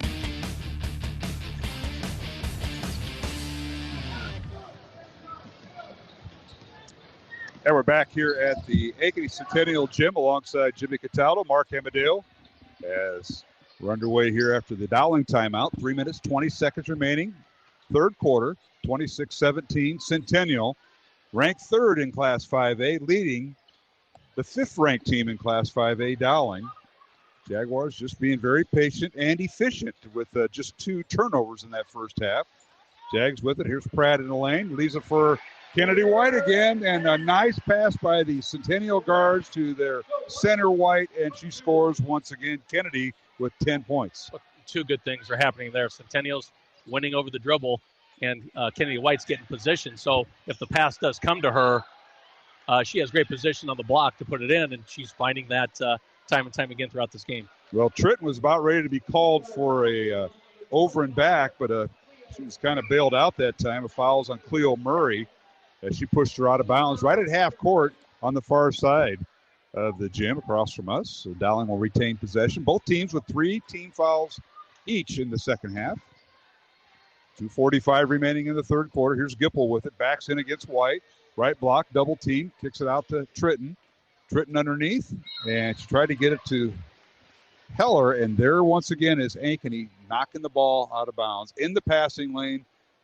Player got beat, but help defense and a deflection there, Jimmy. They play with their arms out, which is critical to help out. But the Maroons just got to find that one hot shooter right now. They've had some open threes throughout the game, and even in this third quarter, they just got to find that one shooter who's just going to get hot the remaining part of this third quarter and hopefully into the fourth quarter. And, Jimmy, you're able to watch off the ball, unlike I've got to watch the ball with the player, but watch how Centennial just goes through screens. They're not switching. They're actually fighting through. Now, Zediker for 3. No good off the back of the rim, but rebound Dowling and Tritton as a long rebound went out to Tritton about near the three-point line, right wing. So Dowling will maintain possession, trailing by 9. And now the ball slapped away again by Tritton. Good defense by Murray against the freshman. And Tritton backs her down in the right block. Now stops, picks up her dribble, looking for help. Gets to Zediker. Maroons struggling to get to 20 points tonight. Ferguson in the lane, kicks to Tritton for 3, right corner, good. That took the, we know there's not a lid in the basket right now for Dowling. Tritton for 3, that's her first 3. I think the Maroons have to learn that going one-on-one right now isn't a recipe for success. They're just struggling right now to beat the Centennial defender off the dribble. Passing the ball around, finding an open three-point shooter, set, shot, feet underneath them. Will help out going here forward. Zediker picks up the foul, and to the free throw line, Kennedy White. And her first free throw is good. Kennedy with 11 points tonight, leads all scorers. She is the transfer from Ames last year for Joel Sullivan and the Ames Little Cyclone. She averaged 6.5 points, 5 rebounds, and had 6 blocks on the season. Second free throw is good. She now has 12 points here tonight. What did Ankeny Centennial shoot free throws in the first half? They didn't. They did not. So I don't think they've missed the second half in their free throws. You're right. They're 4 for 4 at the line.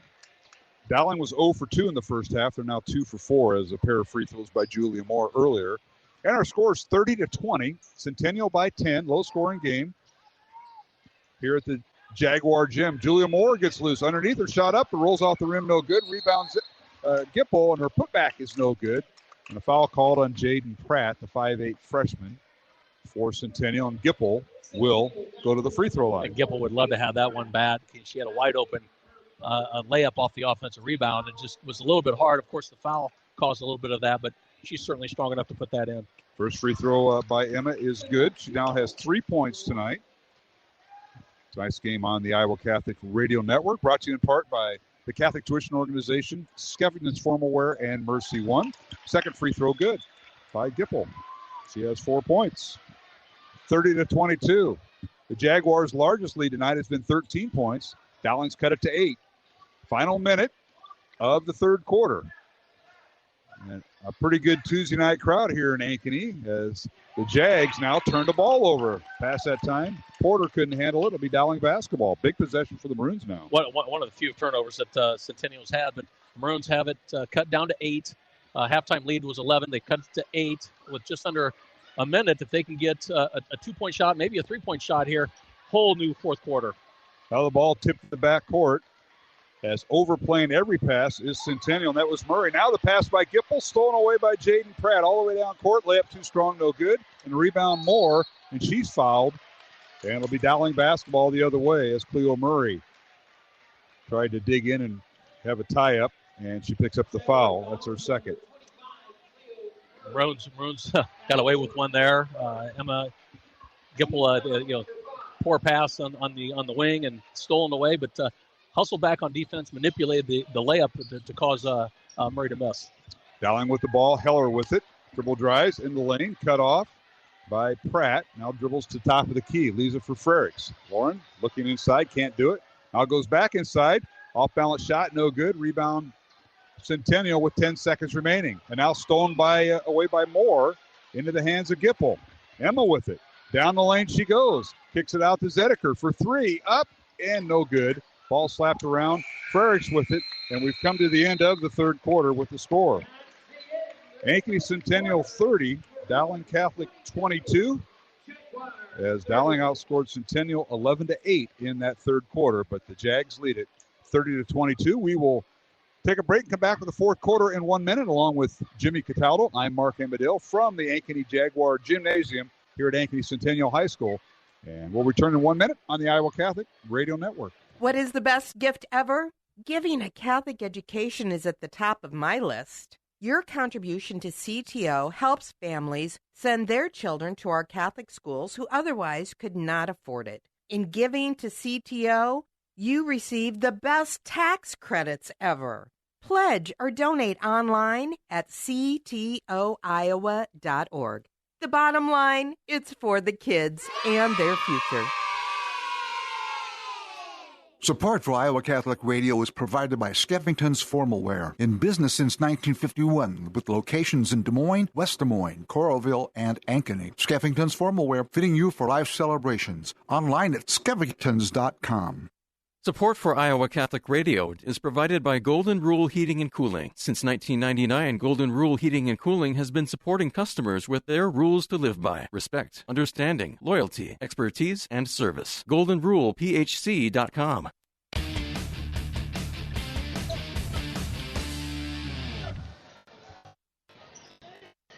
And we're back here at the Ankeny Centennial Gym as Jags get it inside to White to start the fourth quarter, and Kennedy puts it through. What a night she's having. 14 points for the 6'1 post player for the Jags, and Centennial out to a 10-point lead, 32-22, Jimmy Cataldo. But it's something that they the Maroons got to do something to stop this a little bit, the hemorrhaging, and finding good shots and being efficient in this fourth quarter. Now they're going to whistle White for the foul as she got tangled up with Gipple, who was making a move in the post. And Kennedy picks up her third foul as she has 14 points tonight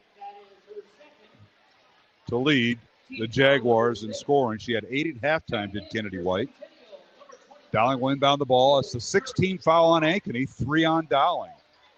Gipple gets it in, and a whistle and a foul. They're going to call holding foul on Centennial, and this will be on the freshman, Jaden Pratt, who was guarding Zedeker. That'll be her fourth.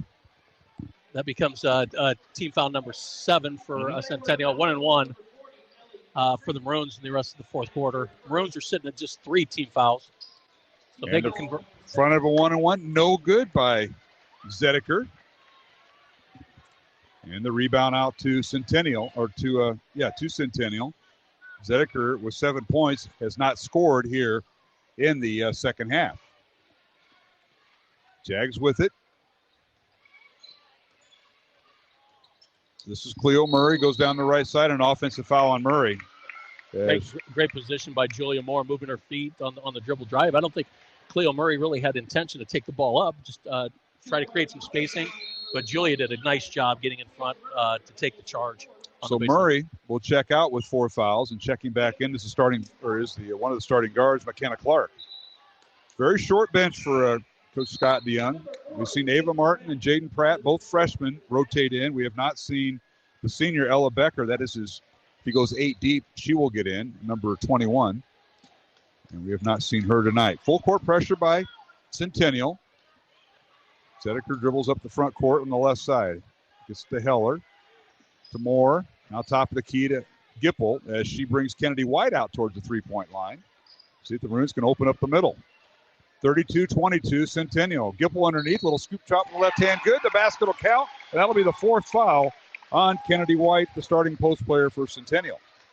Big time play by Emma Gipple. Backing White down into the lane and then scoop shot across the basket with her left to get the and one, possibly to cut this lead to 7. Gipple with her 6-point. Free throw no good. Dowling 0 for 2 here in the second quarter after going 4 of 6 at the free throw line through 3 quarters. And it's 32-24. Centennial by 8 and the basketball with 6.5 left. And a timeout call. We'll keep it here. 6.5 minutes remaining here in the fourth quarter. 32-24 is our score. Centennial with the lead, and Jim, you got to look at some of the numbers going into the fourth quarter. Going into the fourth, so through 3 quarters, the Maroons are shooting 6 of 19 from the field, just 31%, but really struggling from the 3-point arc tonight. 2 of 14 on the game for 14%. 9 total rebounds that third quarter, 22 total. Have Gipple going with 12 total rebounds at this time. Centennial through 3 quarters, 45% from the field, 10 of 22. Did not attempt a 3-point shot, which it's not surprising as a Coach DeYoung team, not needing that 3-point shot, maintain the lead in the distance, fight for those 2-point shots, and that's just what Coach DeYoung does. 12 total rebounds through 3 quarters and 4 total turnovers on the game for Centennial. Centennial was 4 for 4 at the free throw line as the Jags lob it inside coming out of their timeout. Dowling went 4 for 4 at the free throw line in the third quarter. Maroons are now 4 of 8 in the contest. They missed a front end of a 1-and-1 here in the fourth quarter, and then Gipple missed an and-one. Now the Jags inbound the ball underneath their own basket. They get into Pratt, over to Street. Top of the key. This is McClark down the lane. Her shot no good. Rebound Gipple, but she loses it, dribbled off her foot. And now Pratt has it for Centennial, and they'll reset in no hurry. No hurry. And then, Centennial will knock a little bit of this clock off with 6 minutes to go in the fourth, up 8. Dowling stays man-to-man. Passing on the perimeters. McKenna Clark with it. Dribble handoff to Pratt. Jaden with it. Guarded by Frericks. Not a Clark, who's guarded by Moore. They lob it inside to White. It's stolen away by Gipple. Emma will lead the charge. It's 2-on-3, and Emma now will pull up in the right wing. Now a head fake goes baseline. The ball tipped out of bounds as White tips it out of bounds. It'll be Dowling basketball. You're not finding Heller sitting in that right corner 3-point shot where she's become accustomed to hitting a lot of those shots. Haven't seen her in that spot throughout the game. She's been more on the left side. Try to get her over to the right and see if she can get hot. All 5 Ankeny players are just like glue to the Maroons. And now underneath, and that's Frericks drawing the foul. And it'll be on McKenna Clark, her second. And there'll be a front of a 1-and-1, 9th team foul on Centennial. And now Frericks to the line. Actually, that just moved into a double bonus. 10 fouls on Centennial. So it'll be 2 shots for the Maroons from here on out. And the first free throw, no good. Struggling when you look at throughout the season from the free throw line, 60% as a team, certainly below an average that you would like, especially in games like this. Yeah, second free throw is good by Lauren Frericks. She has 3 points tonight. The Maroons had missed their last 3 free throws until she hits the second one. It's 32-25. Centennial's lead is 7. Maroons still in it with 5:20 remaining fourth quarter. Now the Maroons trying to get a 10-second count. Clark gets it across the timeline. It's guarded tightly by Moore. Now, there's Clark with it. Gets in the corner. Ball tipped around and retrieved by Street near the scorer's table. Jags running their offense. Stolen away. They try to lob it inside to White. Stolen away by Dowling. Moore underneath. Layup is up and good. 32-27 is our score. 5-point lead for the Jags. see the Maroons have really upped the intensity of their defense. Gippel's doing a great job taking away the inbounds pass, which allowed her to get 2 turnovers in the last 2 possessions. Timeout on the floor. We'll take it with them with 4:47 remaining. Here in the fourth quarter, it's number 3, Ankeny Centennial 32, number 5, Dowling 27. Here in the fourth quarter, back in 1 minute from the Jaguar Gym on Iowa Catholic Radio. This is Dale Alquist with a Chesterton Minute. Have you ever heard someone say, "Why do Christians talk so much about God and so little about humanity?" G.K. Chesterton says that the people who insist that we forget divine things and think of human things end up talking about how helpless human beings are because of their faulty environment or their fatal heredity or their uncontrollable animal instincts. And it all ends with the old fatalist cry that we must forgive everything because there's nothing to forgive.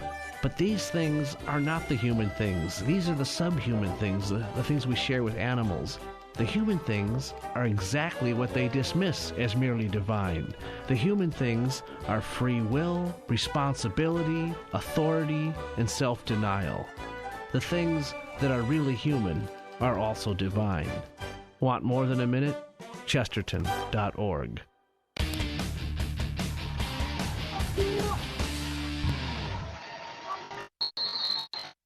And we're back here at the Ankeny Jaguar Gymnasium. Ankeny Centennial and Dowling Catholic as a whistle to foul. Jags called timeout. It's a 5-point Jaguar lead and a whistle to foul on the Maroons. And they'll get Julia Moore with her 4th foul. And she's been the instigator on defense, and she's going to have to go more offense-defense, and they'll send Tritton back into the lineup for Dowling. Just a matter of time on Julia. She's been pressing the inbound pass, the point guard up the court. Good hustle by, how about that? Marin Heller right there nearly caused a turnover. Just got to find girls like Marin Heller, Zedek to step up, create a turnover, and maybe hit a big 3-point shot here. And certainly this thing could be really, really tight. All right, here's with it. Gets by Heller, goes across the timeline, dribble handoff to Porter. Now over to Cleo Murray. Centennial with the basketball. They look inside to Kennedy White, their junior center, who has 4 fouls. Porter with it on the left wing, guarded by Tritton. Crossover move. They get in the corner, won't shoot. This is McKenna Clark in the lane, stops the right elbow. Now for 3, up and good. Very good patience and a great shot by Avery Porter, left wing 3. First 3-point shot by Centennial in the second half, and they drained it, which is a big shot for them, pushing the lead to 8 with 4 minutes to go. 35-27. Centennial leading Dowling here at the Jaguar Gym. Dowling with the ball. They go right to left, and now Heller steps out of bounds. She lost control of the basketball, tried to save it, and stepped on the baseline. Says Dante Terry, one of our 3 officials tonight, along with Chad Shellmeyer and Jeff Osborne. Full court pressure by Dowling. Jags will throw it in underneath their own basket. 35-27, Jags by 8. 3:45 remaining, fourth quarter. We'll have the boys' game. That'll be following senior ceremonies here at the Jaguar Gym, as that will be the intermission before the boys' team start warming up. We'll have senior night here at Ankeny Centennial. Jaguars with it. This is Clark with it. Gets inside to White. Kicks it back out for 3 by Murray. It's no good. And rebound Dowling and Gippel. Emma brings it up. And she threw it behind Tritton, who was trailing on the play, but actually wasn't trailing, was a lead on the left wing and threw it away right in front of the Dowling, right into the Dowling bench. They got to take advantage of these turnovers. They don't, Centennial just does not turn the ball over too often. They just got to take advantage of it. And right now they're just not getting that done. All right, Julia Moore checks back into the Dowling lineup, so she is one of 2 players out there with 4 fouls. The other one is Kennedy White with 4 fouls, and now a timeout by Scott DeYoung. We'll keep it here with 3:10 remaining here in the fourth quarter. 35-27 is our score. Ankeny leading Dowling in this top 5 matchup. We want to thank Ashworth Vision Clinic, Construction Professionals, and Dental Associates. Up next for the Maroons, we'll be in Johnston Friday night. It will be number 1 Johnston and number 5 Dowling in the girls matchup, but those could change. Rankings are going to come out this week, so will regional brackets for the girls. They come out tomorrow, and that means I think the final rankings come out tomorrow. So we'll be in Johnston Friday night for Centennial, their next game will be this Friday, and they'll go across town over to Ankeny for the rematch. And I believe both the Centennial girls defeated Ankeny in the first meeting, and the Ankeny boys won the first meeting. So that'll be a crosstown rival for them. But here, Maroons running out of time here, Jimmy, and they're forced to go into go mode. Well, they're only sitting on team foul 4, so they're probably going to eat up a lot of those fouls here in this next possession. Because one thing Coach Young is going to do is he's going to hold that ball on for as long as he can with 3 minutes to go in this game. He's certainly going to play a little bit of keep away with no shot clock to eat up as many Dowling fouls as he can in this possession. Scott Young, the soon-to-be Hall of Fame coach, 33 years overall, and he's won 7 state champions up here in Ankeny, 6 at Ankeny and 1 here at Centennial. And there was a time there he won 4 straight titles from 2002 to 2005. Right now the Jaguars trying to hang on to their 8-point lead against Dowling with just under 3 minutes left. Run that dribble weave. They pass in the corner, and they pass it back out top to McKenna Clark. Clark double team as Dowling now starts to jump the passing lanes. Skip pass way over to Ellie Street. Saved it from going out of bounds in front of the Ankeny bench. Julia Moore out there with 4 fouls for Dowling, and Kennedy White with 4 fouls for Ankeny. Centennial out there. And now a steal by Gipple. Bad pass resorted in, the ball being saved by Porter into the hands of Emma Gipple. Very important possession here for the Maroons. 2 minutes, 15 seconds ago. Got to score. And they did. Zedeker down the lane, and her shot is up and good. That's her first basket of the second half. She has 9 points. Now whistling a backcourt foul on Heller. Dowling had a foul to give, and so did Heller, and that'll be Marin's first foul. The only person that you really don't want to foul here is Julia Moore sitting on 4. So certainly want to eat up your fouls with just 2:10 left to go in the game. Maroons are down 6. All right, Street inbounds the ball to McKenna Clark. Back to Street. They cross half court. Dowling pressing. Now down court. The shot up and no good. Julia Moore is just fouled out, and going to the free throw line will be Centennial. And that'll be in the presence of Avery Porter, and she'll have 2 shots. And Julia Moore will foul out with 4 points tonight. 2 minutes and 2 seconds remaining here in the fourth quarter. And free throws coming for Avery Porter, who is a 63% free throw shooter on the year. First one up and good. She now has 6 points. Tonight's game on Iowa Catholic Radio brought to you in part by Mercy One, the Catholic Tuition Organization, and Skeffington's Formal Wear. And the second free throw, no good. Rebound, Gipple. 36-29, Ankeny Centennial. 7-point lead for the Jaguars. Dowling with the ball. Here's Heller in the front court to Zedeker. Left wing, the pass goes to Frericks. Dribble handoff to Gipple. Got to certainly get there, too, here soon in the possession. Here's Zedeker for 3. Too strong, no good. And fight for the rebound, and Porter comes away with it. She was battling Tritton for it. 1.5 minutes remaining, and Centennial in the front court. Now a whistle and a reach-in foul on Heller, and that'll be her second. And that'll be the 17th foul on Dowling, and it'll be a 1-on-1 for Centennial here the next few fouls, rather. It's just Centennial's gotten Dowling completely out of their game plan. You don't see much of their dribble, weave, penetration, look to kick out. That just hasn't been there throughout the night. And give a lot of credit to Centennial. Even on that last possession for the Maroons, really looking for that offensive threat to take the ball to the basket, get the early 2-point shot. Really couldn't do it. Zedeker found herself forcing a 3-point shot from the wing. And both free throws good by Cleo Murray. She now has 8 points. And it's 38-29. Centennial by 9. Timeout Dowling. As both officials on the backcourt and the front court got to wave it off. Kids kept playing, but they had a timeout called by Dowling. And we'll take a 1-minute break with 1:33 remaining here in the fourth quarter. Ankeny Centennial 38, Dowling Catholic 29 here in this girls contest from the Ankeny Centennial Gym. I'm Mark Amadale alongside Jimmy Cataldo on Iowa Catholic Radio. Did you know you have a choice in your child's education? Smaller class sizes, dedicated teachers, a sense of community, and a caring learning environment. Whether it's in the classroom or at home, Diocese of Des Moines Catholic Schools deliver the best value in education, and we offer tuition assistance to help you afford it. Learn more about how the Catholic schools in the Des Moines Diocese might be the right choice for your child. Visit dmdiocese.org/schools.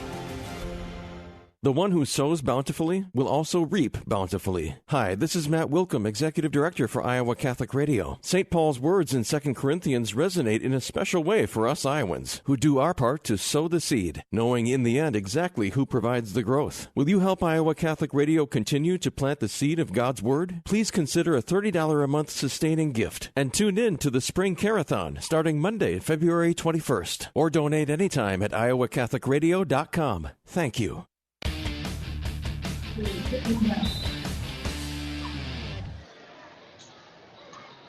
And we're back here at the Centennial Gym alongside Jimmy Cataldo, Mark Amadale, as Dowling with the basketball following the timeout. Minute 20 remaining, and it's Ankeny Centennial with the lead, 38-29.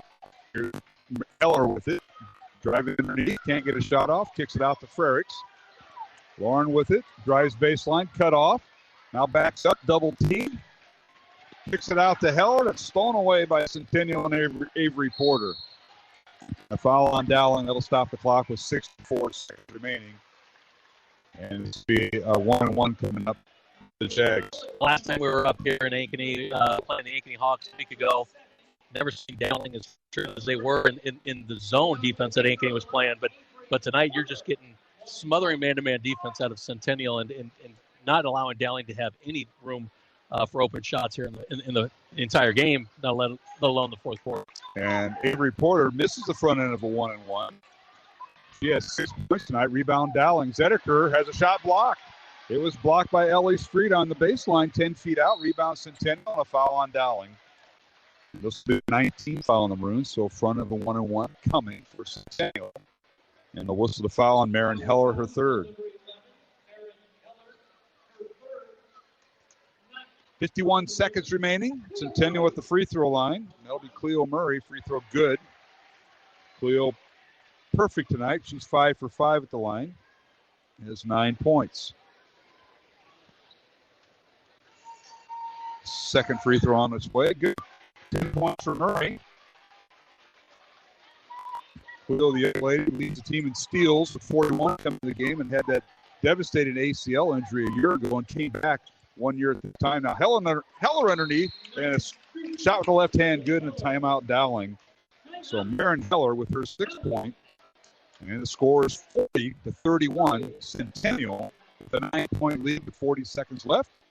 And she's producer Mark Amadale alongside Jimmy Cataldo, and our thanks to Mercy One, Dental Associates, and Professionals, and Maroons running out of time. They need some scoring fast. They need the basketball first, and Centennial will have the ball following the down made basket here. Even on that last play by Heller, she found an opening across the lane. It was a well-contested left-handed scoop layup. So even on those seemingly easy looks, Ankeny Centennial's making it hard on the Maroons. And certainly see a little bit of the youth coming out of these girls tonight. Sure. Haven't seen much of it all year, and you thought you would come and get them, and maybe tonight was that night. Pretty good pass here at Centennial for Tuesday night. So empty gyms on Tuesday, Jimmy. So great environment. Now reaching foul on Tritton as hitting the deck. Ellie Street will go to the line, and that's be a 2-shot foul as Tritton with her first foul. 31 seconds remaining. 40-31, and maybe coming up to Ankeny. Just take time, Coach, because we have about 15 minutes between games with the senior recognition for the girls and boys here at Ankeny Centennial tonight, and then we'll get the game underway. It's free throws, no good about Street. She has 6 points tonight. Second free throw is good. 7 points for Street, 41-31. The Centennial lead is 10 with 30 seconds remaining. Heller in the front court. Ice baseline. Reverse layup up and no good. And the rebound, Avery Porter, who was guarding Heller down court. And now Dowling, I think, is conceded. Coach Myers backed him off, and that'll do it. Low-scoring game. 72 points here tonight between the two teams. I think I said in the first quarter, first one to 40 is going to win this game, and it almost nailed it. 41-31 points by Centennial, but even just more impressive defensive effort by Centennial. And certainly Dowling Girls took a little bit of a setback tonight, but after tomorrow, it all means a whole lot of nothing, because the pairings will come out, the seedings will come out through the regionals. You're going to know your path to the postseason, and a night like tonight is going to be a distant memory. Well, a team that certainly could be in the girls' state basketball tournament, that's the Centennial Jaguars. Dowling's next opponent in a girl-boy doubleheader is this Friday night, and their next opponent is the Johnson Dragons, currently the number one and an undefeated team, only undefeated team in Class 5A. That's another challenge for this young Dowling group. We've seen kind of a buzzsaw of teams of this last 2 weeks in Johnston the other night, and you get Johnston again later this week. Ankeny was a formidable opponent a week ago. Centennial played outstanding. Probably couldn't have played any better tonight. And so it just shows you a little bit of humbling of what kind of team you got, who you got. And as we talked with Coach Thilking at halftime, it's really how you're playing at the end, not at the beginning. And these Maroon girls got off to a red hot start of the season, have leveled off a little bit at the tail end of the season. Got to find some way to get momentum going into the postseason where it counts the most. All right, we'll come back and we'll total up some of the scoring and give you some updated statistics. Again, the final in Game 1 tonight from the Ankeny Centennial Gym. Ankeny Centennial 41, Dowling Catholic 31, as the Jaguars now improve their record to 18-2. They're ranked third in Class 5A. Dowling falls to 16-4. They're currently ranked fifth in Class 5A. We'll come back and we'll do the post-game show for the girls' game. So stay tuned. Alongside Jimmy Waddle, I'm Mark Amadale. Jennifer Phelps is our studio producer. And right now, going on the floor, Ankeny Centennial has their senior night. So they'll be introducing the seniors, girls and boys basketball players, along with the support group and cheerleaders. So we've got about a 10 or 15-minute intermission. And we'll come back and have our girls' post-game show coming up here on the Iowa Catholic Radio Network. 60 Seconds with Archbishop Fulton J. Sheen. What is the first reflex thought that we find in sacred scripture of God? Not the first description of him creating the world, but the first thought that he has about himself. Open Genesis and you will find it. Let us make man. Think of it, as if God could not exist without man. God does not need man to complete himself, to fulfill a need, but he needs man as a kind of a gift. He must have someone to whom he can show his love. The first monologue that we touch in sacred scripture is the monologue of God thinking about man. And what are the first dialogues in scripture?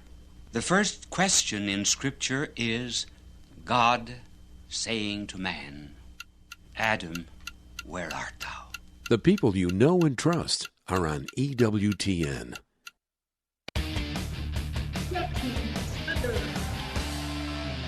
Jackson is the son of Clark and Rachel Steiner.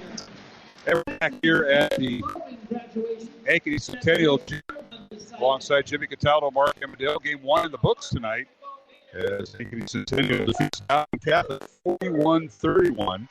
The Jaguars now run their winning streak to 12 in a row with the win over Dowling, as they improve their record to 18-2, ranked third in Class 5A. Dowling falls 16-4, ranked fifth in Class 5A until the regionals come out tomorrow. They'll be seen.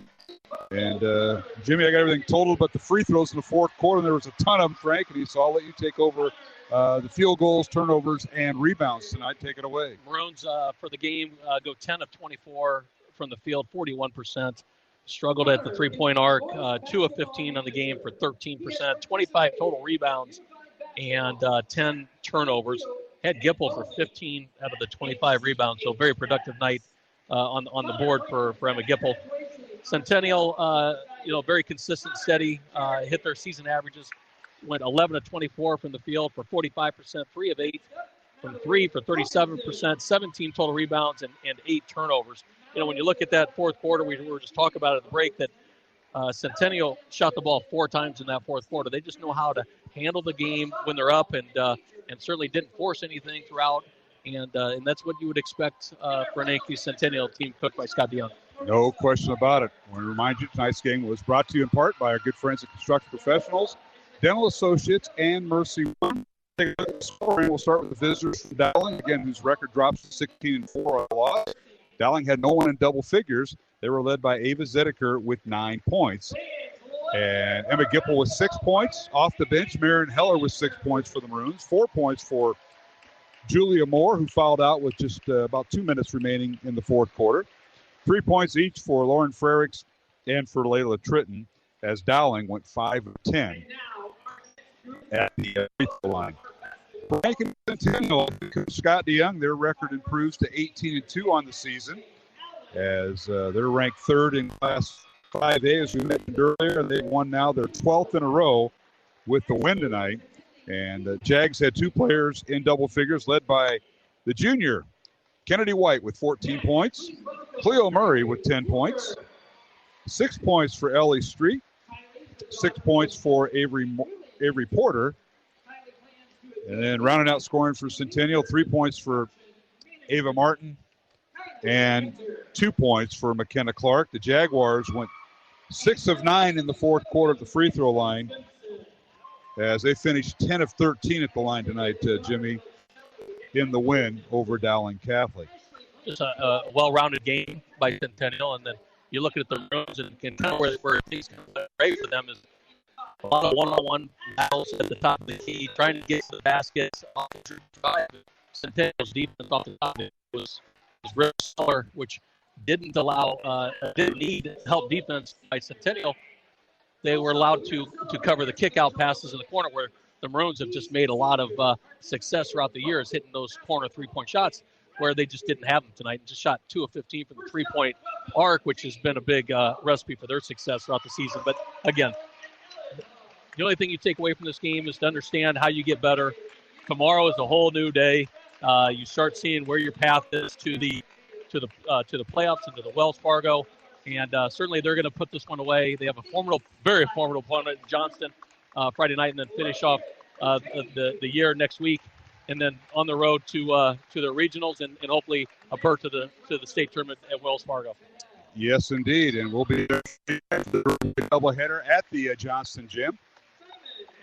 And one final time before we have senior night ceremonies going on here at Ankeny Centennial, let's take a look at the quarter score. Centennial jumped out to a 10-7 lead at the end of the first quarter over Dowling.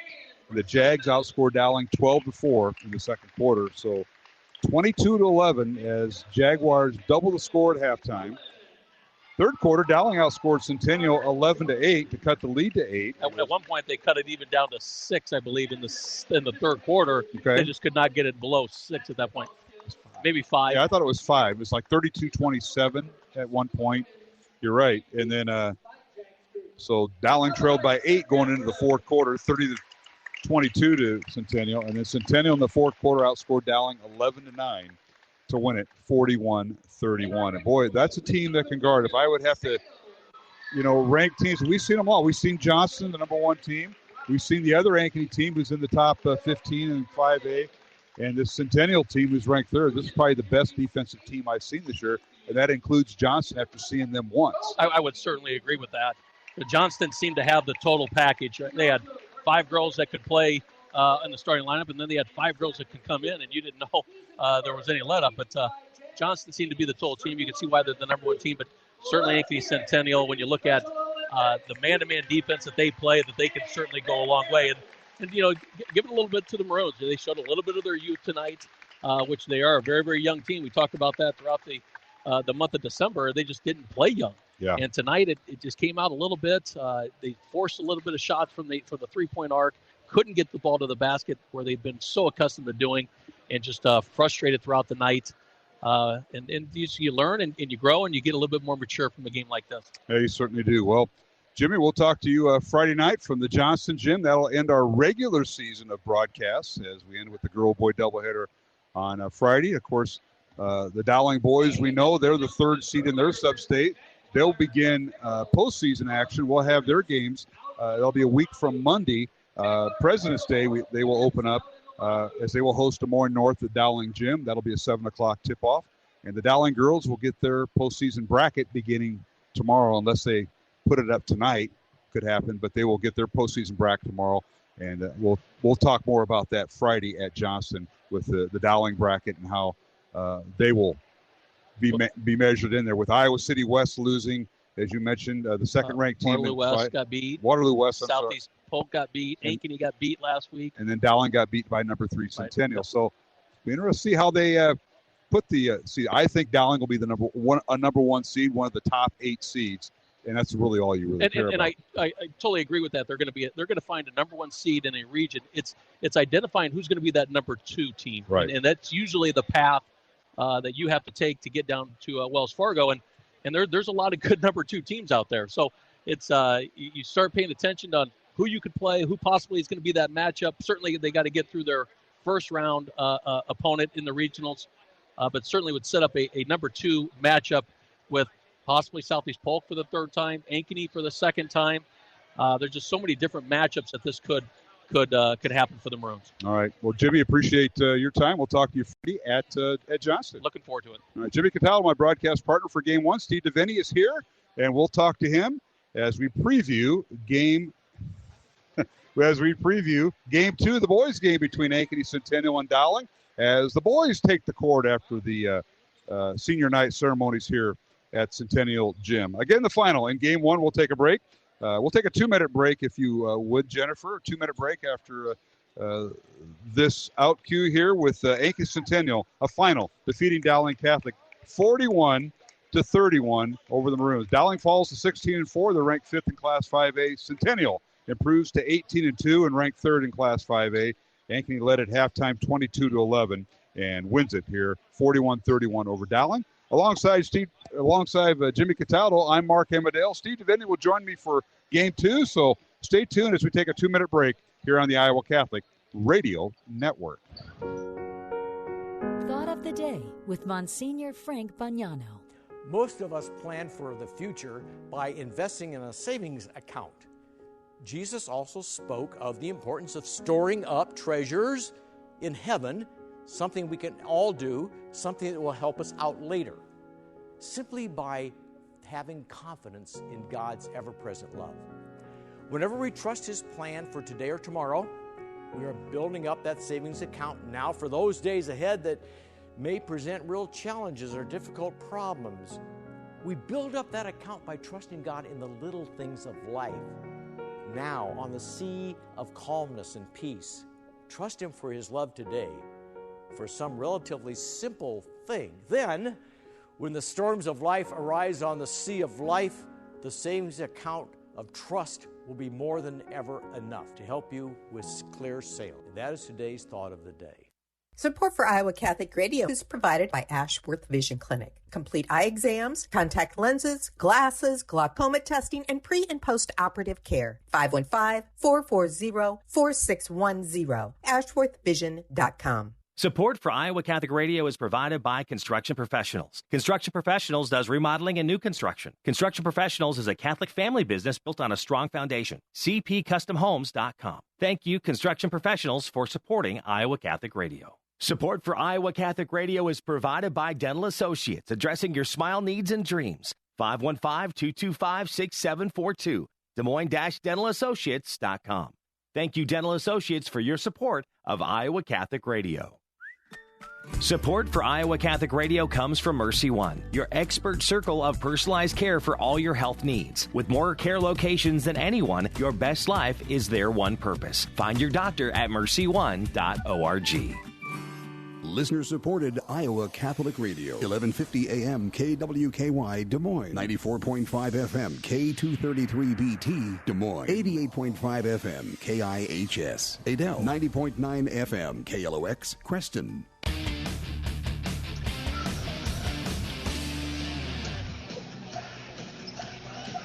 And we're back here at the Ankeny Centennial Gym on a Tuesday night of high school girls and boys basketball. And alongside the Hall of Famer, that's Steve DeVinny, Mark Amadale. And Steve, we just saw a tremendous girls game. Defensive played, not a whole lot of offense, but you know Scott Young, and you've known him well. He can play defense, and they did tonight. And they knock off Dowling 41-31 in game one. The boys game coming up as we look forward to that. Dowling boys have had pretty good luck against the Centennial teams. They're 7-3. since Centennial started the school here, going back 2013.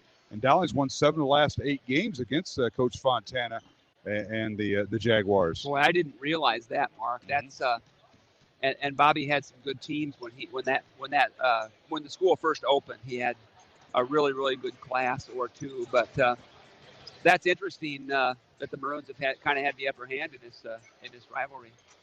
Yeah, it certainly is. And I don't know if that'll keep up tonight because the Jags have had a pretty impressive record. They've won 6 in a row, as they had a pretty salty schedule. And coming out of the Christmas and holiday break, Nikki told me they dropped 4 of 6 games, and all of a sudden they're starting to rebound and find their legs and get their lineup set.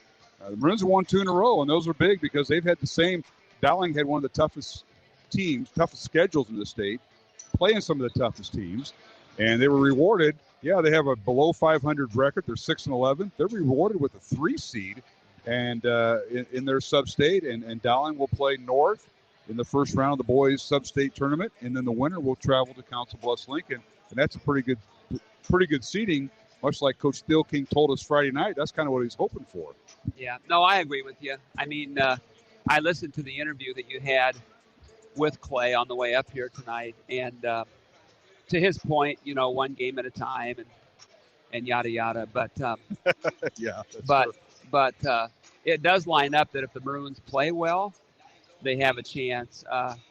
Over in Council Bluffs with AL, their best player, who's an Iowa Hawkeye recruit, is now out for the season with a broken leg. And so they got the 2 seed based on their record, but those wins were a lot of those wins took place when he was still in the lineup before he got hurt. So still got to play well. They're all great challenges, but the Maroons got a little bit of a break getting that 3 seed instead of the 4.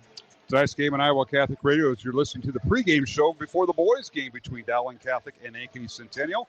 We're at the Ankeny Centennial gym here in Ankeny, Iowa, and teams are warming up. We got about 10 minutes before tip-off. I want to thank Mercy One, the Catholic Tuition Organization, and Skeffington's Formal Wear. And Steve, you look at the postseason upon us, and tonight there's some games going on. Boys only game. Ankeny on the road at Hoover, and that was a boys-only game. That started at 6:30. Southeast Polk is at Ames for a girl-boy contest. These are all girl-boy games. Johnson at Lincoln, Waukee at North, and Urbandale at Roosevelt. Then a girls-only game, 10th-ranked Valley Girls at Marshalltown tonight. They'll start here in a few minutes, along with a boys-only game, Waukee Northwest at Des Moines East. And quite a few teams had byes, and for the most part, looking at the conference schedule, everybody got all their games made up from that one Friday night that we lost, January 15th. That Friday, there were no games. Everybody got them made up. Dowling made theirs up a week ago, taking on Johnson last Monday, and they'll play them again this Friday, and we'll be there. But so you look at that. You look at everybody anticipating their brackets for the postseason because everybody makes it. Every high school team, 1A to 4A, makes the postseason. And some of them have byes, or, the 1s and 2 seeds in Class 4A have a first-round bye. 3 seed through number 6 seed all have to play in, so to speak. And that's what the Maroons will be doing. They'll be playing in on a Monday night in boys play. President's Day, Dowling will host Des Moines North. Yeah, no, it's you reach a time in mid-January where it's kind of the dog days of the season, and people kind of struggle to keep motivated and continue to work hard. But then you get into February, and you can kind of see the finish line, and you start to get a little bit fired up for postseason. And so these last 3 games for the Maroons all this week, do they have another game or 2 next week, one more? For Dowling, as you mentioned that, and we'll mention Centennials too, the Maroons, again, here tonight against Centennial, then Friday night at Johnston, and then Saturday, Dowling boys travel to Cedar Rapids Kennedy for a game there, and then the Dowling girls travel to Cedar Falls for an afternoon game there, and then the Dowling girls have next week off, and they will play a first-round game on a Saturday, a week from this Saturday, against an opponent that'll be named tomorrow night. Okay. Or tomorrow, and the Dowling boys will be playing Des Moines East at Dowling on Thursday, February 17th. That'll be their final regular season game, and then they'll play on Monday, February 21st against Des Moines North. So do we have that Thursday game also? We do not. Okay. We do not. Yeah. So we're going to get a break, get a week, Yeah. I may take some sun time like you did down in Florida, or wherever the plane takes you. Good, yeah.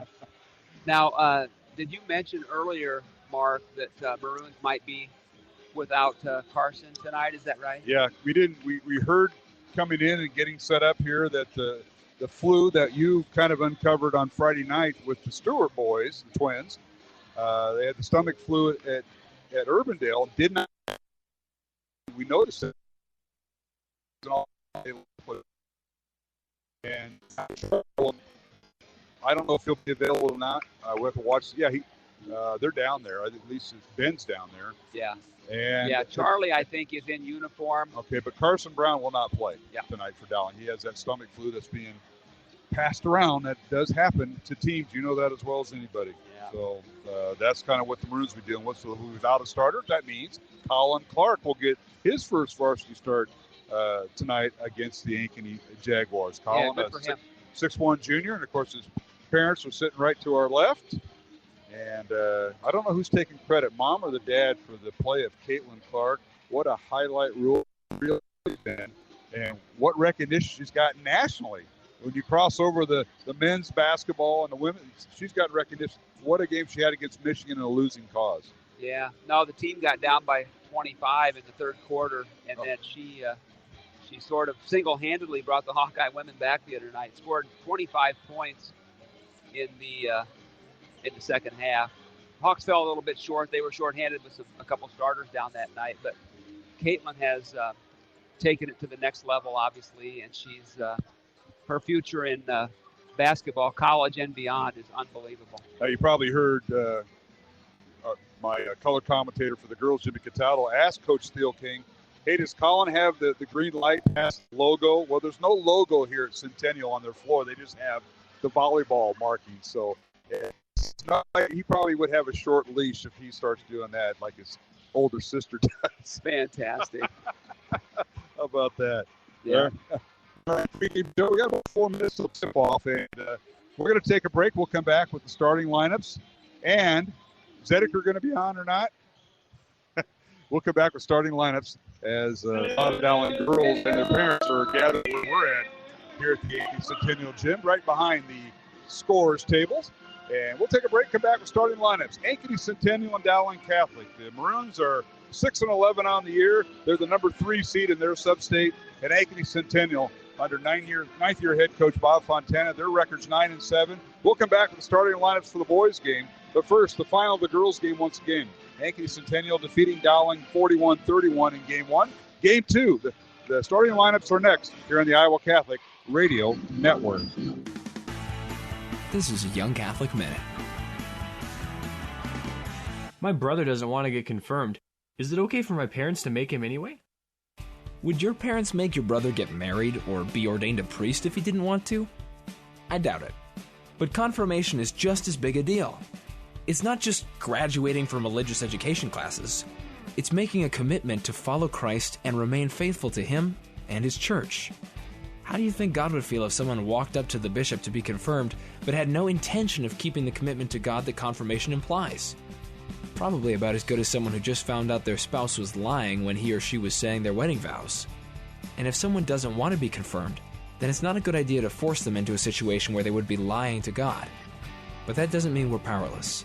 Prayer will move mountains. Just have faith and trust in God. He won't let you down. For more Young Catholic Minutes, go to youtube.com/youngcatholic.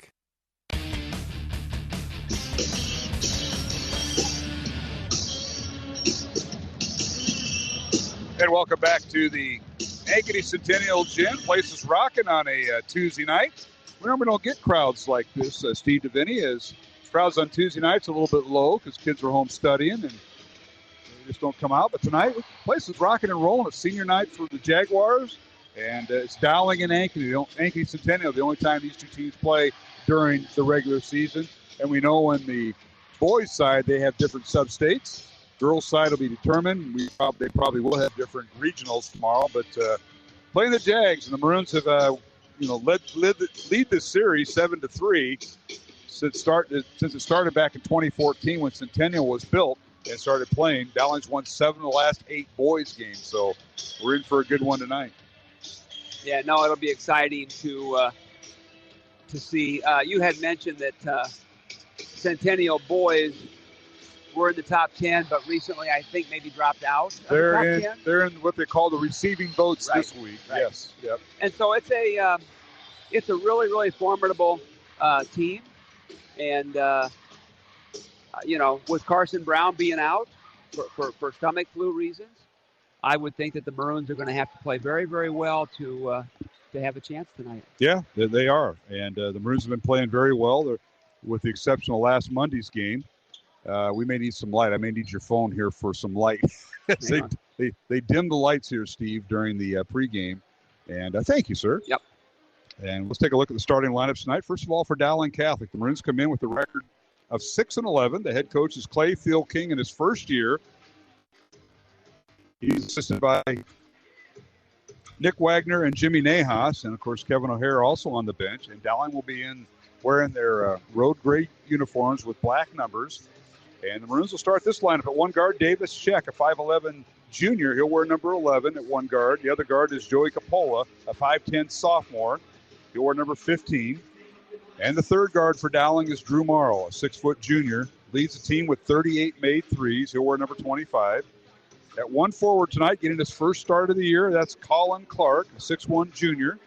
He'll wear number 41. Colin starting in place of Carson Brown, who's out with the stomach virus, and he will not play or dress tonight. And at center for the Maroons is Jalen Pettis, 6'3 senior. He'll wear number 43. Again, it's Sheck, Capola, Morrow, Clark, and Pettis, the five that start for Dowling. Off the bench, we'll see Jack Odie and Mata Brewer in the posts. Charlie Stewart, if he can go, may play. He's also got that stomach virus, along with Quincy Ferguson, will come off the bench for Dowling. The Maroons come in averaging 58 points on offense. They give up just under 56 points on defense. The Maroons snapped a 4-game losing streak last Tuesday, a week from today, against Ottumwa, and then had losses to number 1 Ames, number 6 Ankeny, Waukee, and Johnston before beating Ottumwa, and then they beat Urbandale in double overtime on Friday, 54-51 in 2 overtimes at the Urbandale gym. Again, the Maroons' record is 6-11. Now for Ankeny Centennial, the head coach is Bob Fontana. He's an Ankeny native, longtime coach Cedar Rapids Kennedy, and came here and started the program here at Centennial 9 years ago. He's assisted by Riley Caddage, Luke Donato, and Jeff Kelling, and former Dowling head coach Joe Caddage, a volunteer assistant in the program. Coach Fontana in his 9th year here at Centennial, 132 wins, 67 losses, and overall he's coached 32 years. And the Jaguars will start at one guard, Jackson Snyder, a 6-foot senior, wearing number 4. The point guard is Caden Kelling, a 6-foot senior. He'll wear number 5. They're both captains. Snyder and Kelling are both the 2 captains. At one forward is Chase Shuddy, a 6'6 sophomore for Centennial. He'll wear number 30. And the center is 6'8 sophomore Reese Robinson, leads team in rebounds and block shots. He'll wear number 35. And that's just 4 of the starters. It'll be Snyder, Kelling, Robinson, and Shuddy 4. The 5th starter will either be Chris Lewis, a 6'1 senior, or Luke Winkle. Yes, his dad is Chris Winkle, the one and only, a Grandview coach, and heck of a golf coach there at Grandview University. He and his wife, Jackie. Chris is the longtime 19-year golf coach at Grandview University. Did he coach you there, Hall of Famer? Were you taking some lessons from him? Mark, you're the same age as I am.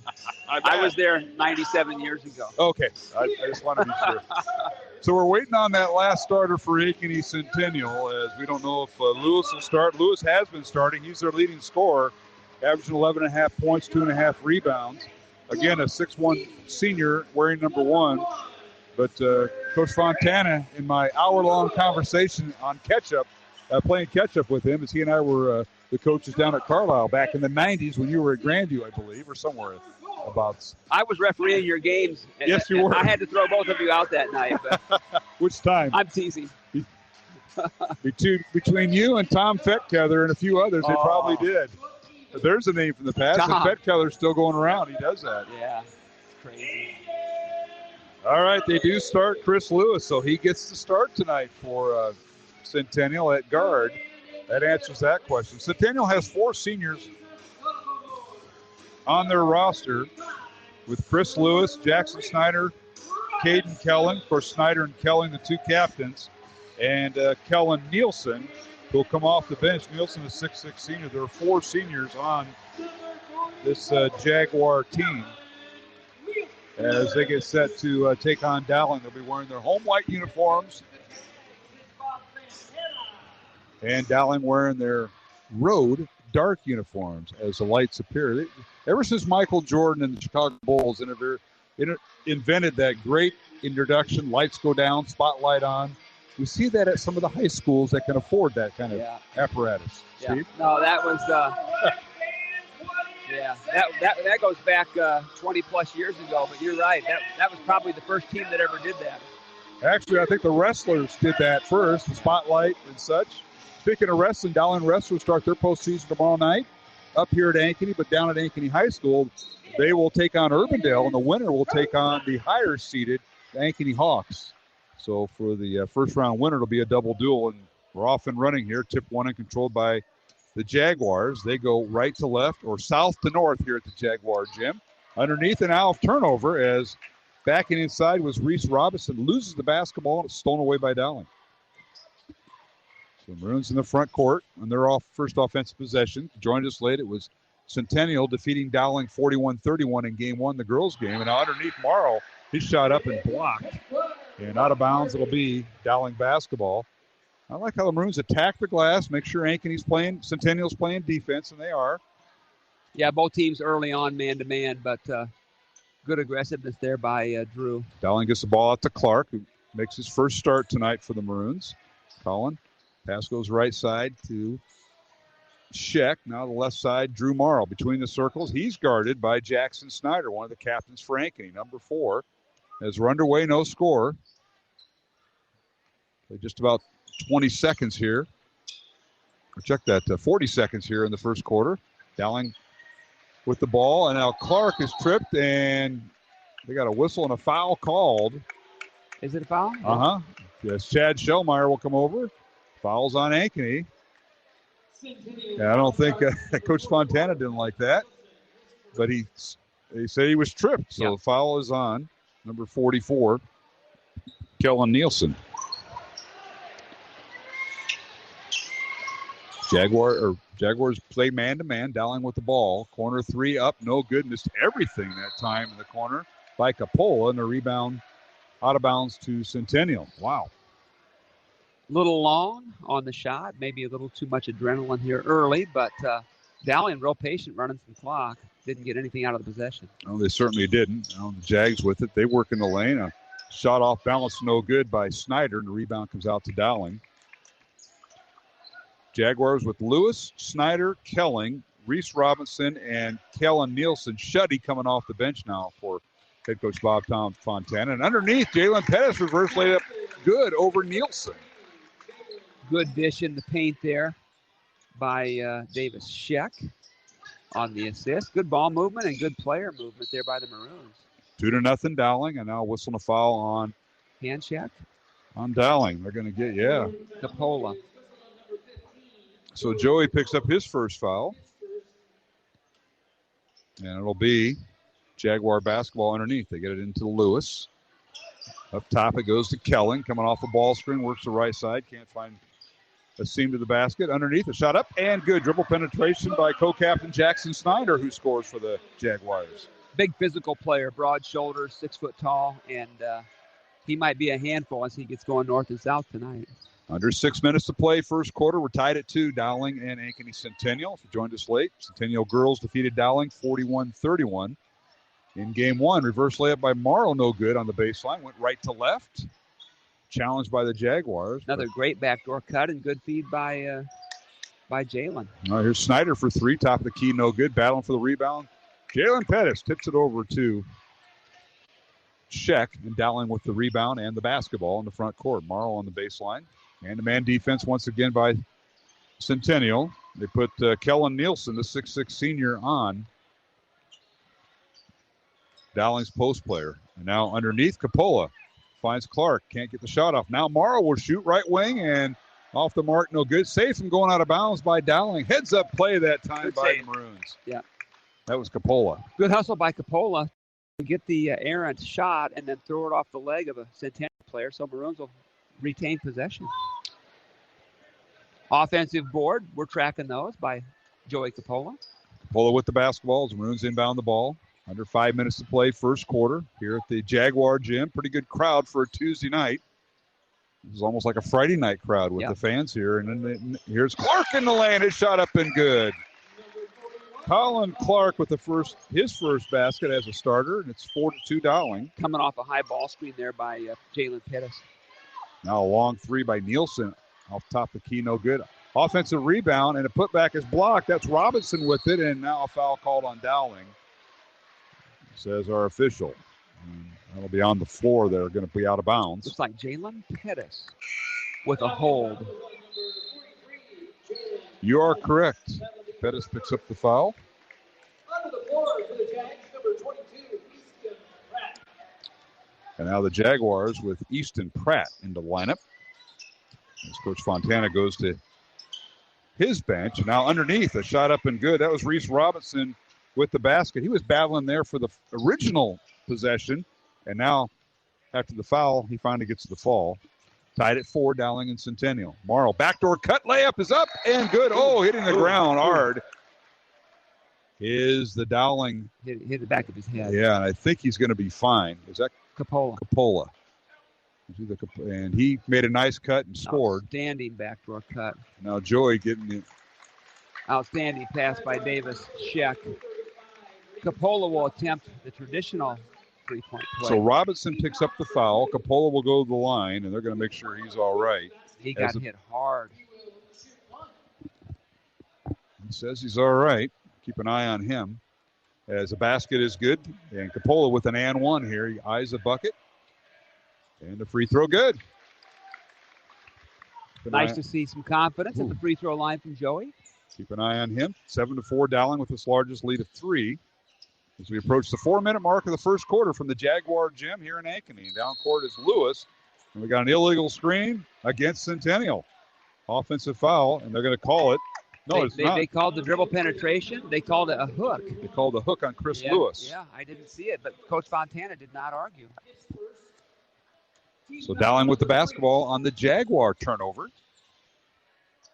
That is the third team foul on Centennial, 2 on Dowling. Coppola feeds inside. That's Clark. Maroons thus far in the game, Mark, are moving extremely well without the ball. Creating some opportunities, back doors right and left. There's Marr with it, jump stops, now gets it over to Coppola. Joey comes around a Jalen Pettis ball screen to Sheck for 3. It's off the mark, no good. Ball slapped out to Dowling. Had a good look there, just missed it. Certainly did. The Maroons keep possession here. Now underneath, and a shot off the glass, good, and that was in traffic, heavy traffic. He and Pettis were tied up in there, and Drew with his first 2 points of the night. 9-4, Dowling by 5. Largest lead for the Maroons is right now. And they work underneath. That's Snyder for Centennial shooting and scoring. That's his 4th point. 9-6. Now pull-up jumper up and off the rim. No good by the Maroons. Outstanding shot fake by Coppola in the lane. He did a nice head fake, and now a steal by Dowling. Here's Drew Marr, leads the team in steals. Does Drew with 23, make it 24. They lob inside to Pettis. Now he's got double team. In the corner it goes. Clark for 3, up no good, and a rebound out to Centennial and Snyder. Maroons hustle back on defense, leading by 3, and now we got palming the basketball on Snyder. Comes 2 subs for the Maroons. Mark Quincy Ferguson. Another turnover for Ankeny, Centennial. Yep. Quincy Ferguson and Charlie Stewart in the ball game. So sitting down for Dowling will be Joey Coppola and Colin Clark. Quincy Ferguson. Good to see Charlie out there. He's battling that stomach virus. And he did not play last Friday night, as you caught on. Missing in action. We saw him, and then he was gone. Yeah, you saw him in the hallway between games. But Charlie back in tonight. He's stemmed the tide on that stomach virus, but he passed it on to everybody else. Making his way through the Dowling program. Here's Maroons. They're really making Centennial guard right now with this backdoor cut. Well, that's one thing you do. You come up to Ankeny Centennial, and you got DeYoung. Yeah. It'll just guard you on the girls' game, and then Fontana's boys will do it on the boys' side, and we're seeing that. 9-6 Dowling, a minute 45 remaining, first quarter. Mark Amadale, Steve DeVinny here on the Iowa Catholic Radio Network. Jennifer Phelps is our studio producer. Here's Pettis at the free throw line, guarded by Reese Robinson. Pettis goes down the lane, inside pivot, can't get a shot off. Leaves it for Ferguson. Reverse layup up, and it's partially blocked, no good. Robinson got a piece of it. Good patience by the Maroons. Rebound Centennial. And underneath Lewis, his shot up and good. The basket will count, and a foul on Dowling. And Dowling getting beat in transition there. Lewis with his first basket.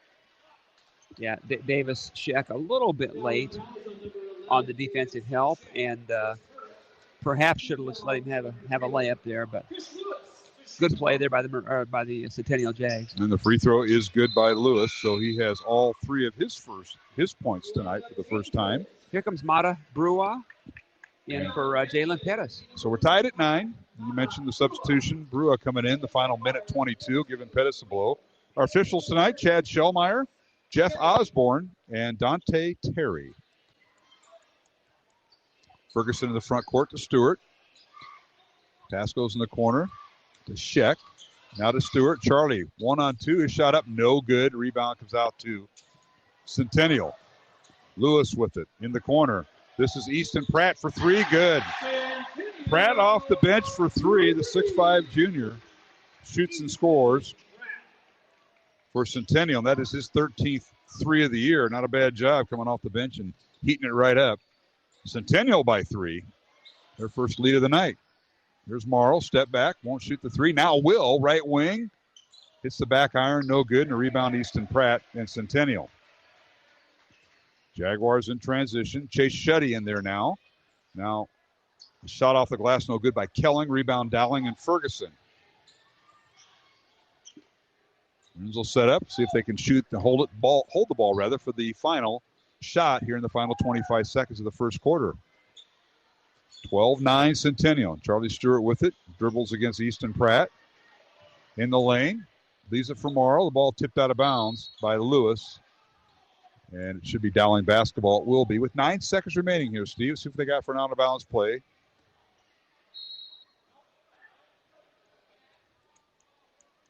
As Drew Morrow will throw it in. Plenty of time, 9.1. Gets it out to Sheck, right in front of the scorer's table. Now to Quincy Ferguson with 5 seconds. Tomorrow, head fake at top of the 3. It's no good. And we've come to the end of the first quarter with the score. Ankeny Centennial 12, Dowling Catholic 9. Along with Steve DeVinny, I'm Mark Amadale. Earlier tonight, the Dowling girls and Ankeny Centennial played. It was Centennial defeating the Dowling girls 41-31 here at the Jaguar Gym. Back in 1 minute with the start of the second quarter here on Iowa Catholic Radio. What is the best gift ever?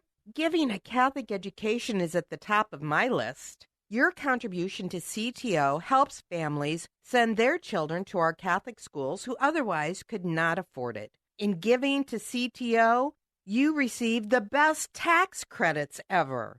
Pledge or donate online at ctoiowa.org. The bottom line, it's for the kids and their future.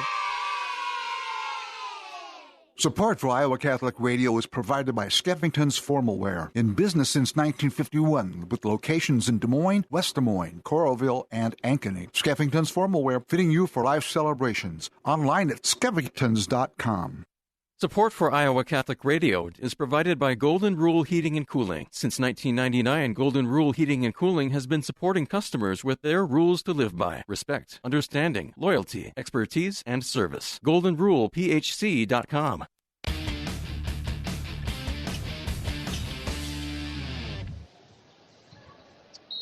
Hey, we're back here at the Ankeny Centennial Gym.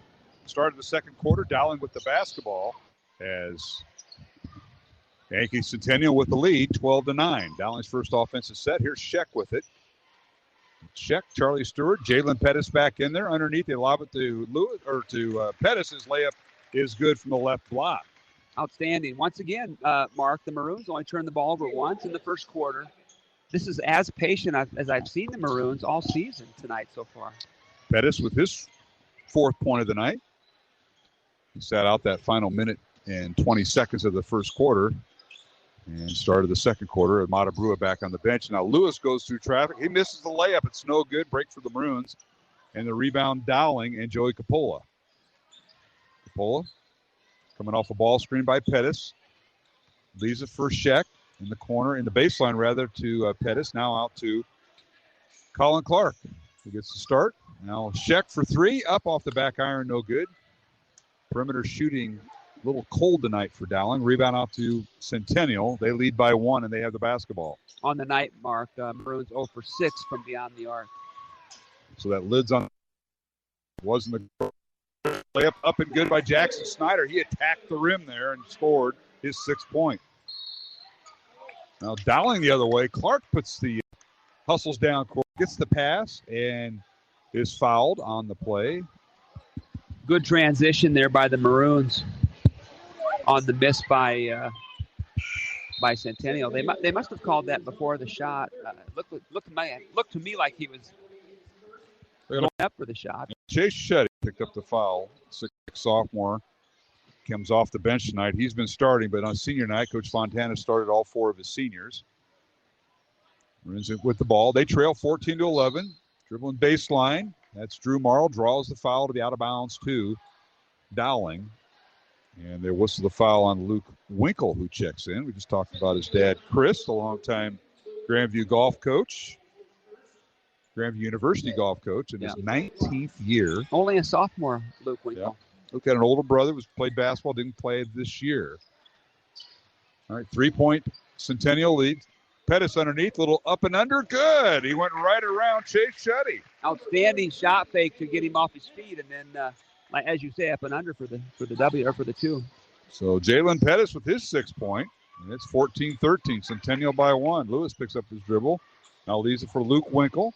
Winkle has the ball stolen away into the hands of Pettis. Down court, Dowling 2-on-1, and Drew Marr with the shot, and the slam dunk by Pettis.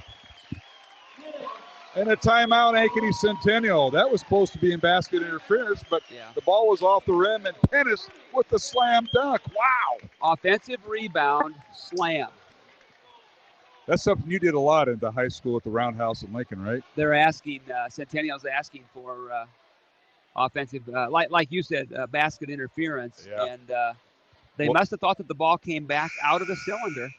Yeah, and Ankeny Centennial sitting right underneath that, by that basket. They have a much better view than you and I. And there's no monitor in high school. No, there's not. We have a shot clock Thank coming goodness next. There's no monitor. Shot clock coming next year, but no monitor, so they can't review it. 15-14. Dowling takes the lead. Centennial burns a timeout. They have 4 remaining. Move. Boy. Drew Marr went in from the left side, shot the ball off the glass, and it was, it wasn't rolling around, but it was kind of hanging on the lip, and then Pettis comes in and flushes it in. Yeah, came off a little long, to your point, and good defense by the Maroons. Coppola forced the turnover. Drew Marr underneath. His shot's no good. Bodies flying all over, and the rebound out to Centennial. With the basketball, Snyder gets it in the corner. That's Easton Pratt for 3, no good, and rebound Dowling and Charlie Stewart. 15-14, Dowling by 1. And underneath, Coppola, and he's fouled before the shot, says Chad Shellmeyer. Good aggressiveness again by the Maroons. When they can turn that corner, they have tonight so far, and they've really forced the action well. Fouls on Reese Robinson, their starting center, with his 2nd foul.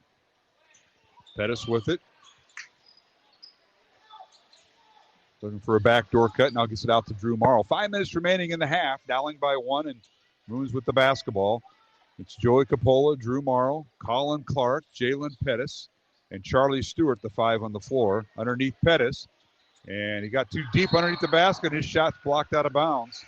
Yeah, Jalen, you lose track of where the block is. He got way down towards the baseline and had no angle, and his shot was blocked. Yeah. In addition, they brought a double team there to help, and Maroons were fortunate to retain possession out of bounds on the baseline. You mentioned that, Steve. The Maroons bring the double team. Anytime Pettis gets the ball in the paint, they're double teaming.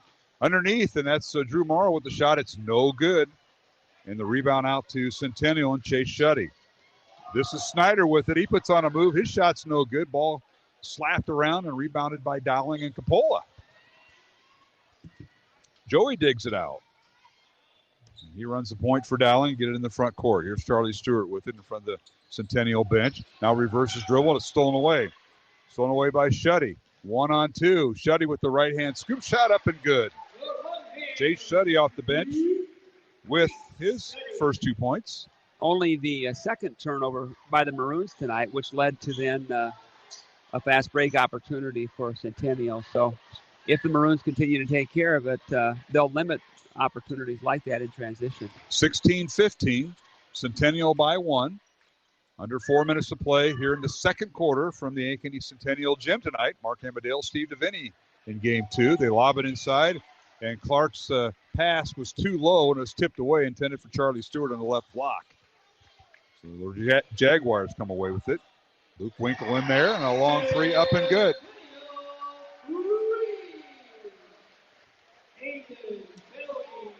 Kelling for 3, and that'll call timeout for Dowling, and it'll be a 30-second timeout. We'll keep it here. 19-15, Centennial by 4, and that was a transition 3, and the Jaguars can shoot that. We know they can shoot in transition, and now all of a sudden they get the lid off the basket. Yeah, as we talked about, the first quarter the Maroons had just 1 turnover, and the last 2 possessions they've turned it over each time, and that has led to run-out opportunities for the Jaguars. And that last time, the Maroons did not identify that shooter. And quick timeout there by Coach Fielking to see if they can get the train back on the tracks. Full court pressure now by Centennial out of the timeout. Yeah, it is. A little different wrinkle. Maroons get it across the timeline. Marl's pass to Colin Clark, and now he's double-teamed, ball loose. And Scheck picks it up. Mata Brua back in the ball game. So Dowling brings Scheck and Brua into the lineup. Charlie Stewart and Pettis check out. Here's Capola with it, right side. And Centennial stays man-to-man. Yep. Here's Capola, right side on the baseline, looking for a seam. Tried to get underneath the Mata Brua, couldn't. Now gives it to Marl, left wing. 3 minutes remaining in the first half. 19-15 Centennial. Dowling with the ball, left to right towards the south basket here at Ankeny Centennial High School in the northwest part of the city of Ankeny. Mark Amadale, Steve DeVinny, Jennifer Phelps, our studio producer. Friday night we'll be at the Johnston Gym for the final regular season doubleheader. Now a corner 3 by Dowling, up and good, and that is Capola, left wide open. Yeah, Centennial player went for the interception, left him 5-on-4 on defense. Clark to Capola for the nice look. 19-18. Jags by 1 and the basketball. Winkle with it. Luke, dribble handoff, goes to Snyder, one of the co-captains. Shot in the lane, no good by Snyder. Rebound Dowling. This is Capola with it. Dribbles into the front court. Montebrua with it, left baseline. He can shoot the 3, won't do it. See if Dowling gets in their offense here with 1:55 remaining in the half, as Charlie Stewart gets set to check in the next dead ball. Ankeny coming with Easton Pratt set to check in along with Chris Lewis. Here's Scheck with it. Now to Brua. The right elbow. Fakes the shot. Now goes around Shuddy in the lane. Pull-up jumper. No good. And the rebound Centennial. 1:30 remaining. Underneath. Spinning. Kelling in the lane. Leaves it for his teammate. Shot up and no good. Foul on Dowling. As Shuddy's shot is no good. I think they get Mata for the foul. We'll see. It is. So with 1.5 remaining here in the first half, 19-18 Centennial, and the Jags at the line for 2. Good ball game so far, Mark. Maroons are really doing a good job taking care of the ball for the most part. And the first free throw no good by Chase Shuddy. He has 2 points tonight. Tonight's game in the Iowa Catholic Radio Network, sponsored in part by Mercy One, the Catholic Tuition Organization, and Skeffington's, and some substitutions for Dowling. Yeah, Quincy Ferguson, Charlie Stewart back in, and the third one is Jack Odie for the first time tonight. Pressure by Centennial in the backcourt, man-to-man, and Dowling breaks it. Here's Marl. He's double-teamed. Gets to Stewart, top of the key. And now a long 3 up off the back iron, no good. Rebound Charlie Stewart, and saves it before hitting the deck. 2. Outstanding rebound. Jack Odie, who's in there. Wow. Quick jumper, Charlie is. Yes, he is. There's Brua with it, looking for a dribble handoff. Now gets to Odie. Jack on the baseline, cut off, leaves it for Bruoff for three, up, off the rim, no good. And the rebound, Centennial and Jackson Snyder. So the lid still on the basket. Open look, great ball movement, and just couldn't get it to go. So here is Centennial with the basketball with 35 seconds remaining here in the first half. And we're scheduled to have Coach Kristen Marr from the Dowling girls basketball head coach join us here at halftime, maybe a guest or two at halftime of the boys game. Jaguars spreading the floor. Final 15 seconds. They're going to try for the final shot. This is Kelling with it in the lane. Shot off the glass, no good. The tip up and in by Chase Shuddy. He followed that nicely for his 4th point. Outstanding follow. 3 seconds to go on the half mark. Here's Ferguson. He'll launch a long three. It's no good. Rolls off the rim, and we go to halftime with Ankeny Centennial leading Dowling 21-18 as the Jaguars and Dowling play to a 9-9 second quarter as we go to halftime with the Jags leading 21-18, Steve. Yeah, once again, good half. In my opinion, if the Maroons are going to hang around, which they have so far, they need to play kind of a deliberate style, if you will. They've been incredibly patient. They're probably averaging 6, 7, 8 passes per possession. And I think that served them well so far. Haven't turned it over. There's 3 turnovers in the first half by the Maroons, which is a season low, I'm sure. All right, we'll go to halftime with the score. Ankeny Centennial 21, Dowling Catholic 18. The girls' game tonight won by Ankeny Centennial 41-31 in Game 1 of our Girl Boy doubleheader. Along with Steve DeVinny, I'm Mark Amadale. Our thanks to Ashworth Vision Clinic, Construction Professionals, and Dental Associates who support our broadcast each and every night, and we appreciate them. We'll be back to the Centennial Gym with our halftime guest. Dowling girls head basketball coach Kristen Marr will join us here at halftime on the Iowa Catholic Radio Network. This is Dale Ahlquist with a Chesterton Minute. Have you ever heard someone say that we should stop opposing things like abortion and homosexual unions because there's simply nothing we can do about it? You can't prevent that stuff, it's inevitable, so just accept it. Well, G.K. Chesterton says the other word for inevitability is impenitence. We have let ourselves be dominated by the notion that there's no turning back. This idea is rooted in materialism and the denial of free will. Now, this modern refusal to undo what has been done is not only an intellectual fault, it is a moral fault also. It is not merely our mental inability to understand the mistake we have made, it's also our spiritual refusal to admit that we have made a mistake. Want more than a minute? Chesterton.org.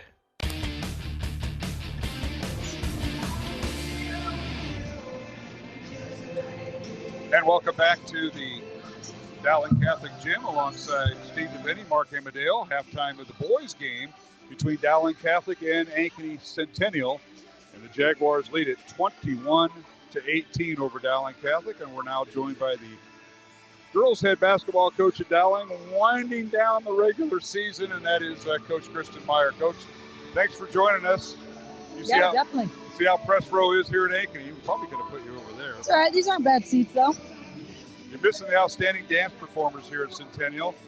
It is not me, so that's why it is outstanding. They're doing a great job. It's great to see all the athletic talent we have in our schools here in the state of Iowa, and that's one of them. And the Jaguar girls did a great job. But, Coach, a tough night against a tough team. We knew it was going to be tough with Scott DeYoung and his defense, and it's always a struggle just to get in the 30s. And a 41-31 loss to a number 3 seed right now, and that's Ankeny Centennial. But talk about the game. It was a game that you were trying to come back at the end, but it was just you just ran out of time. And you got to credit Centennial. They had that stifling defense, and that forced your team to be in some precarious situations with the shot.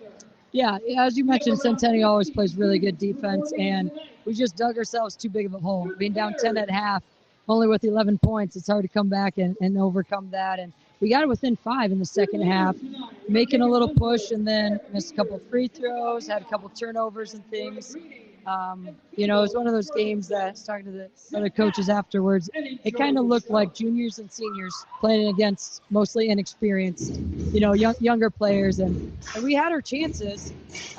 Just a couple things defensively that we gave up that hurt us. And then offensively, we didn't get many open shots, but when you got one, you got to knock it down. And we didn't shoot real great tonight, but a lot of that's due to Centennial's defense. Sure. Hey, Coach, you haven't faced them this year, have you? No, this is our first time. First and only. Yep. I would guess that this game will give you guys something to grow from. You haven't seen that kind of defensive pressure or intensity all year, and I've known Scott for a long time, and it's a fist fight, Yeah. Sometimes you have to rely on the officials to make those calls because it's going to be really physical, but talk about the fact that your kids might take something away from that experience. Yeah, definitely. And I thought they let the game get really physical in the first half. I thought they started calling a few more fouls. Second half, we got to the free throw line. But I told our girls at halftime that we were just getting pushed over, and we were waiting for the officials to save us. You need to step up, go get the ball, rip it out with 2 hands. If they're letting it be more physical, then be more physical. And so it took us a little bit to adjust. I thought in the third quarter, beginning of the fourth quarter, we started adjusting better, and that's when we closed the gap. But as I said before, you can't get down early. And as you mentioned, Scott always has a great, well-coached team. They play great defense, and I thought they really executed on both ends of the floor really well tonight. We're visiting with Kristen Meyer, the head girls basketball coach at Dowling Catholic, following the game tonight here at Ankeny Centennial. It was third-ranked Centennial defeating Dowling 41-31 in that girls game. And, Coach, that sets up your final regular season doubleheader, and that is Friday night. Friday will be, yep. Yeah, doubleheader against Johnston for the second time. And but between now and then, brackets will be coming out, and you're going to be at least the number 1 seed, I'm guessing. And that's something to look forward to. But you also have back-to-back going on Friday at Johnston and then Saturday up to Cedar Falls. I remember a very successful trip with you in postseason at Cedar Falls. So you're going back to Tiger Country. Yeah, it's one of those that when we scheduled it, that was the date that worked out. And we know Friday will be a tough one against Johnston. And then you turn around and play another team that will probably be back in the top 15 rankings this week. So we're excited to play. We want to play good competition. Even tonight, we talked afterwards in the locker room. You never want to lose, but we got to play a great team.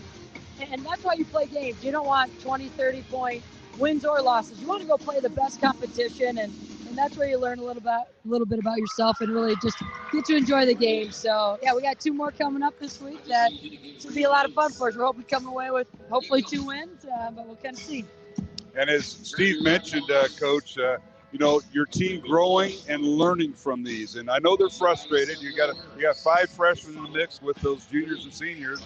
Nobody wants to lose. They hate losing. But if they learn from it and say, hey, this is what they caused us to do tonight that we didn't like, what are we going to do about it? Now, sometimes it takes a year to get that out of your system, but they're going to bounce back and take on number 1 Johnston. What do you think the mentality will be over at the Johnston gym with this young group for the second time in 10 days? Yeah, I think, I thought the second half of the Johnston game, we came out and competed much better. It was a little bit like tonight where early on, it takes us a little bit to adjust. So hopefully we can, learn from this game, learn from our first game against Johnston last week, and come out a little bit better so we don't dig ourselves a hole. Because, a team like Centennial or Johnston, it's just too hard to dig yourself back out of that hole. We need to just come out with a little bit more consistency to start.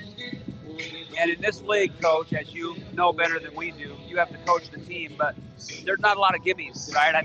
Every night you face a formidable opponent with good athletes, good scorers.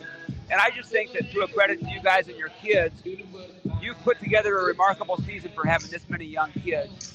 And I know that you're not satisfied with that, but what do you need to do? What do you need to tweak going forward now into the postseason? We'll watch film tonight. It's one of those, I was talking with our coaches, we're still making some freshman mistakes, but we have freshmen. And so it's which ones of those can you improve and learn? And I think it's both on the defensive end and offensive end, because we're not going to fix everything, and the game just speeds up when you're under the bright lights, and you're going against a good team. but we have to be able to just tighten up a couple things. We don't have anything that's really killing us right now. It's just little things. And it's more awareness. It's more talk. When we're running a set play, everyone needs to be on the same page. It's defensively. They start running their sets. We got to recognize earlier and get people where we practice to get to. And so, and that's the tough thing. I mean, our effort, our intensity, it's there. Our kids are working their tails off. When you get open shots, you got to hit them. How much better are we going to get at shooting in 2 days? But it's just tightening up a few things, some of our turnovers, running our set plays a little bit better, and then defensively, we can't have oh no moments. We're visiting with Kristen Marr, the head girls basketball coach at Dowling Catholic, here at halftime at Centennial. What a light show we have here at halftime. That's pretty good. This is good. I'll tell you what, students across the state of Iowa, right here in central Iowa, do a great job. A light show. The lights are down here, and they've got their musical instruments. Glow in the dark. I thought the last time I saw that was when Davini's grandchild had it in his living room. Is that right? Similar tools. Yeah, who knows? No, it's a really good job by whatever group this is by Centennial. Putting on a good show for the fans. Halftime score is Centennial 21, Dowling 18 here at the Centennial Gym as we're entertained here. And they're going to get a great round of applause, rightly so. But, Coach Meyer, the one thing I see about your team, and I saw Julia Moore, Emma, and we were out there Saturday for freshman orientation, taking my daughter. I saw some of your kids doing their service hours. Oh, yeah. One thing they like to do, they want to compete. They want to get back on that horse. And, of course, that was after the win over Urbandale, but that Johnson lost. And they want to compete against Johnson and get better, and they will. Jim Fee and Comfrey will make them get better, but now they know what it takes at that level. They're going to see that again. That'll be an interesting matchup Friday night. I like how Dowling goes on the road, and these girls are fearless. They love to compete. Yeah, we're excited for Friday. It's one of those. Johnson's a very, very good team, and I hope we learned a few things when we played them last Monday that we just need to do a little bit better. And you never know. You got nothing to lose. You come out, we got to play with a little bit more confidence, a little bit more toughness, a little bit more precision early in the game. But if we're able to stick with it and have a closer game by the third quarter, then you never know. That's true. Well, Coach, we appreciate you taking time to come up. We've got an extended halftime tonight with the music at halftime by the youngsters, and we appreciate visiting with you. Any shout-outs out there? Anybody from Davini's family bothering you? Or the Shartner family? Sometimes that happens. It kind of bleeds over. Not that I know of. I don't know any names. We're all loving on the Maroon That's girls. Right. That's right. Well, Coach, we look forward to seeing you Friday night. And, of course, safe trip to Cedar Falls. It's, an afternoon game. What, are you guys not coming on Saturday? Well, Davini's we're coaching basketball, right, Davini? Good point. I'm his honorary coach. Yeah. That'll be fun.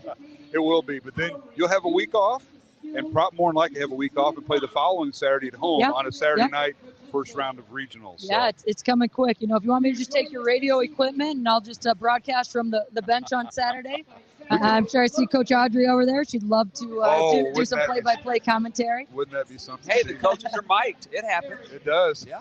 I don't know if that's always a good thing. Well, we appreciate your time throughout the year. We hope to see you Friday night at Johnston. Best of luck against those Dragons. And thanks for being up here on Tuesday night. Great crowd, great atmosphere, isn't it? Yeah, I thought it was a really good atmosphere, good crowd, and good team to play against. This is what you want. This is what you practice all winter for. All right, Coach. We thank you for all you've done with us this year, being accessible, talking to our listeners out there. There's quite a few of them, believe it or not. Even though TV's here, we got quite a few of them. And I know there's folks up in Owine that may not have made the trip tonight, so we always give a shout-out to them. Yep, my parents were definitely listening, and they're watching from home. So we appreciate all the work that you guys do to broadcast our game to the people who aren't able to make it to the gym. You bet, Coach. Coach, thank you.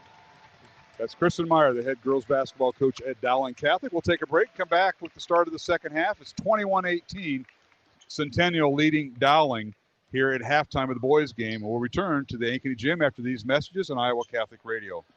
Did you know you have a choice in your child's education? Smaller class sizes, dedicated teachers, a sense of community, and a caring learning environment. Whether it's in the classroom or at home, Diocese of Des Moines Catholic Schools deliver the best value in education, and we offer tuition assistance to help you afford it. Learn more about how the Catholic schools in the Des Moines Diocese might be the right choice for your child. Visit dmdiocese.org/schools. Throughout history, our Lord has shown us that He is truly present in the Blessed Sacrament. Experience these wonders for yourself as Iowa Catholic Radio presents the Vatican International Exhibition Eucharistic Miracles of the World at the historic Basilica of St. John in Des Moines, now through February 23rd. Learn more about how you can bring this beautiful panel display to your parish, school, or faith-based organization by calling 515-223-1150. This is Iowa Catholic Radio, connecting listeners to Christ. Listener-supported Iowa Catholic Radio, 1150 AM KWKY Des Moines, 94.5 FM K233BT Des Moines, 88.5 FM KIHS Adel, 90.9 FM KLOX Creston.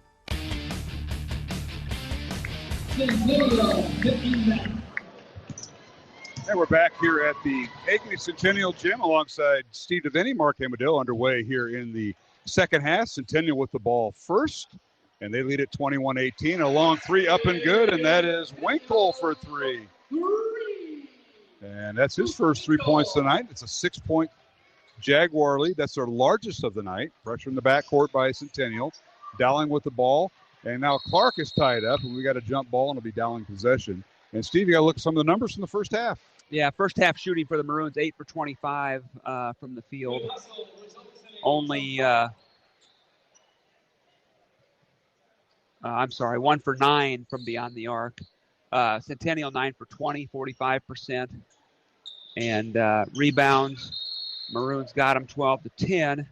Turnovers, a season low 3 at the first half for the Maroons, 6 for Centennial. And so pretty well contested first half, and the Maroons, I thought, played extremely well. About reboundings, Coach? Rebounds 12 to 10 in favor of the Maroons. And turnovers, you mentioned just... Yeah, 6 to 3.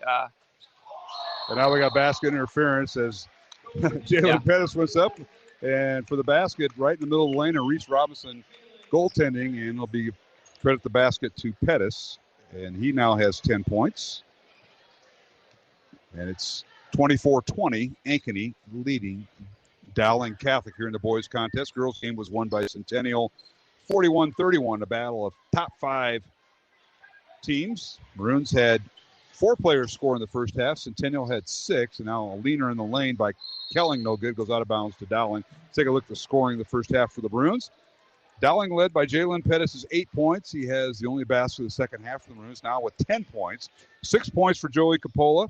He had the lone 3 for Dowling that you were talking about earlier, Steve. Drew Marr with 2 points. Colin Clark with 2 points as Dowling went 1 for 1 at the free throw line and had 4 players score. For Centennial, their leading scorer was Jackson Snyder, one of their co-captains, with 6 points.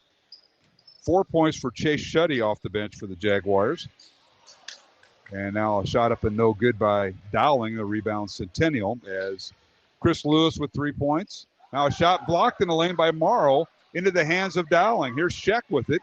Davis down court, leaves it for Clark. A layup is good. How about that? Colin Clark with his 4th point. Transition basket off of a block shot. Great defense there by the Maroons. Led to a run out. That was Davis Sheck with the steal and assist. It's 24-22. Dowling trails by 2, but a 3-pointer good by Snyder. Left wing, Jackson Snyder with his 9th point of the night, his first 3 of the evening. 3-quarter court pressure again, every time out so far this half, trying to speed the Maroons up. Underneath, Drew Morrow, and he leaves it for Clark. Layup good. Drew with the assist, and Colin Clark, the beneficiary of the basket. Outstanding dribble penetration there by Drew, and a nice look there for an easy basket for Clark. 27-24, Centennial by 3. 5.5 minutes remaining here in the third quarter from the Jaguar gym. Now another long 3 by Snyder. It's no good. Rebound Dowling and Clark. And the Maroons have the basketball, so let's leave off. Lewis with 3 points. Caden Kelling with 3 points. Easton Pratt off the bench for Ankeny with 3 points. Shuddy, we mentioned, with 4 points. And Reese Robinson with 2 points. Jaguars were 1 of 3 at halftime in the first half at the free throw line, as Jaguars outscored Dowling 12-9 at the end of the first quarter, and both teams played to a 9-9 second quarter. Now, Jalen Pettis, a head fake at the free throw line, took it down the lane and missed the layup. And the rebound, Ankeny, Centennial, and Luke Winkle. Winkle with it, guarded by Colin Clark. And now the Jags will reset against Dowling's man-to-man here, Steve. Good defense so far by the Maroons in the half-court set. There's Lewis with it. Now step back three, up, no good off the back iron. Rebounded by Reese Robinson. Ball slapped around, and they're going to get a reach-in foul on Drew Marr.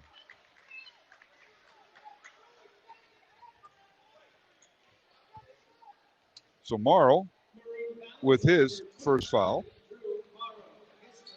That's the first foul of the second half on either team. 4.5 remaining, third quarter. Centennial 27, Dowling 24 here in Ankeny. Jags come in with the record of 9-7. Dowling's record 6-11. The Maroons a number 3 seed in their sub-state. Ankeny a number 2 seed in their sub-state, which features number 1 Ames. And now underneath, and a shot up and no good by Kelling, and a whistle and a foul on Dowling, excuse me. And they're going to whistle it on Davis Sheck, his second.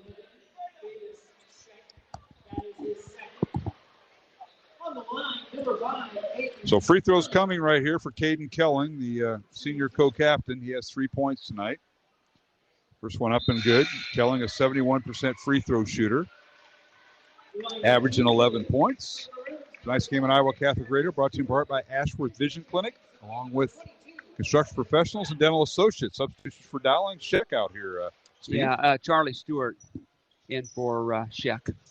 Sheck picked up his second foul. Perhaps they're looking for a little bit more height on the defensive end to get Charlie in there. All right, the second free throw, no good. Rebound Dowling. Now pull-up jumper, Coppola.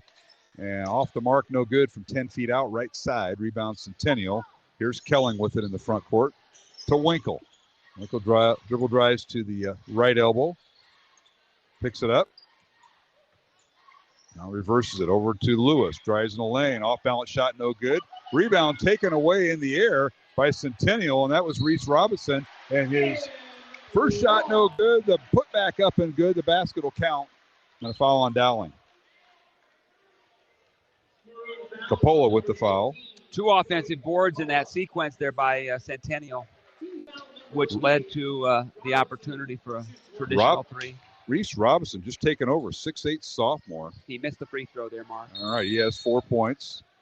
Now we got a whistle and a timeout called by Dowling. Let's see what Coach Steele King wants. A full timeout. We'll take one with him. 3:45 remaining, third quarter. It's Ankeny Centennial 30, Dowling 24 here on the Iowa Catholic Radio Network. 60 Seconds with Archbishop Fulton J. Sheen. The natural man receiveth not the things of the Spirit of God, for they are foolishness unto him, and neither can he know them, because they are spiritually discerned.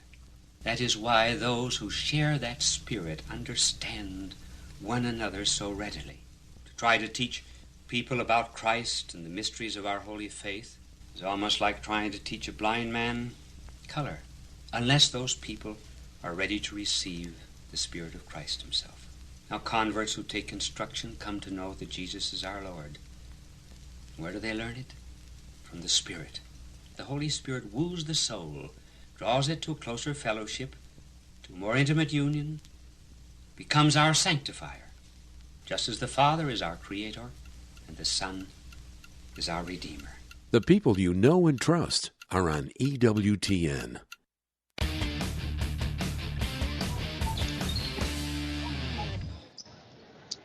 And we're back here at the Ankeny Centennial Gym alongside Steve Devetti. Mark Amadale is timeout called by Dowling.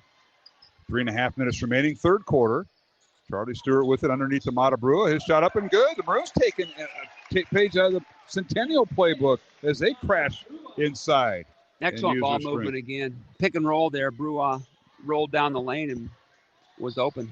Matabrua with his first 2 points off the bench tonight for Dowling. 30-26. Jags by 4. And here's a long three, no good. Rebound Dowling. The Maroons, this is Coppola with it. Now he's double teamed. And now ball stolen back by Marr. Both teams commit turnovers right in front of us. In the corner, Stewart, Charlie for 3, up off the back iron, no good. And the rebound, Caden Kelling. 4-point lead for Centennial. They have the basketball in the front court. Easton Pratt with it. Finds Winkle. Winkle in the lane, spins. Leaves it on the baseline for Shetty. Can't get the shot off. Nice job by Brua. He steals it away. How about that by Mata? And now a whistle and a foul. called on Centennial. This will be on Chris Lewis's second. What a flurry by the Maroons defensively. Yeah, outstanding defense. Then Charlie took one to the chops there. Inadvertent contact. But number one, Lewis for Centennial. That's what Coach Steelking was asking. Hey, was that flagrant? Because it got a little physical down there. I think it was inadvertent, but took one to the face. So the foul on Centennial, on Lewis. That's his second. And now the ball goes out of bounds, and turnover against Dowling is Drew Marr with the turnover. 30-26. Centennial by 4 as Coppola checks out of the Dowling lineup. Davis check in. So it'll be Scheck, Morrow. Kind of a two-guard lineup with Stewart, Brewer, and Colin Clark. Centennial in the lane. This is Pratt with it. Nearly lost it. Underneath, pull-up jumper is no good by Shetty. And a rebound Dowling. 2 minutes to play in the third quarter. Centennial by 4. Been on this score for a while. Here's Morrow with it. Centennial drops back into man-to-man to Colin Clark. Calling on the dribble. Leaves it for Scheck, who's guarded by Kelling. Stewart with it. Down the right side. Puts up a shot. No good. Drew the foul. Drew contact there. Nice job by Charlie. Interesting, Mark. Typically, it's either Quincy Ferguson or Coppola at the point guard. Coppola came out, but Quincy didn't go in. Now, you said there's a little bit of illness going through the team. Quincy doesn't have his warm-up off here in the second half.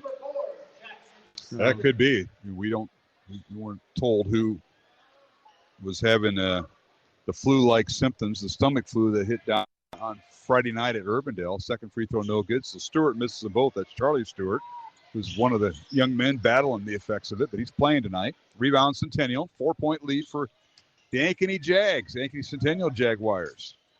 But the ball is Evan Bryan, who's in the game for the first time tonight. His shot up and no good. Rebound Dowling.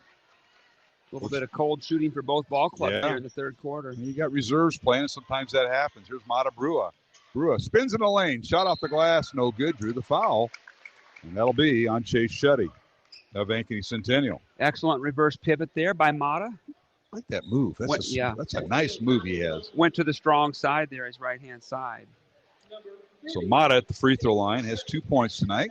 Tonight's game on Iowa Catholic Radio brought to you in part by Skeffington's Formal Wear, Mercy One, and the Catholic Tuition Organization. First free throw is good by Mata, 67% free throw shooter on the year. Reminder, Friday night we'll have our final girl-boy doubleheader of the season as Dowling will be on the road once again as they travel to Johnston.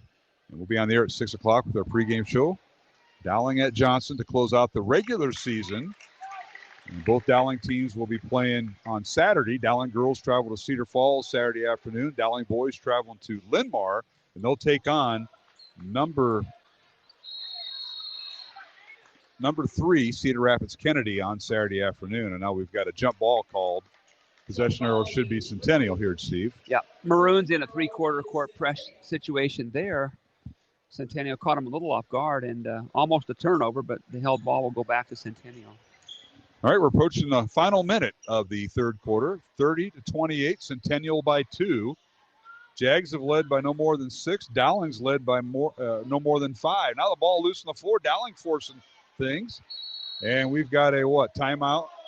Oh, timeout Centennial. And Dowling coaches and fans in front of us saying, hey, they didn't have possession of the ball, but we'll keep it here. It's a 30-second timeout, Steve.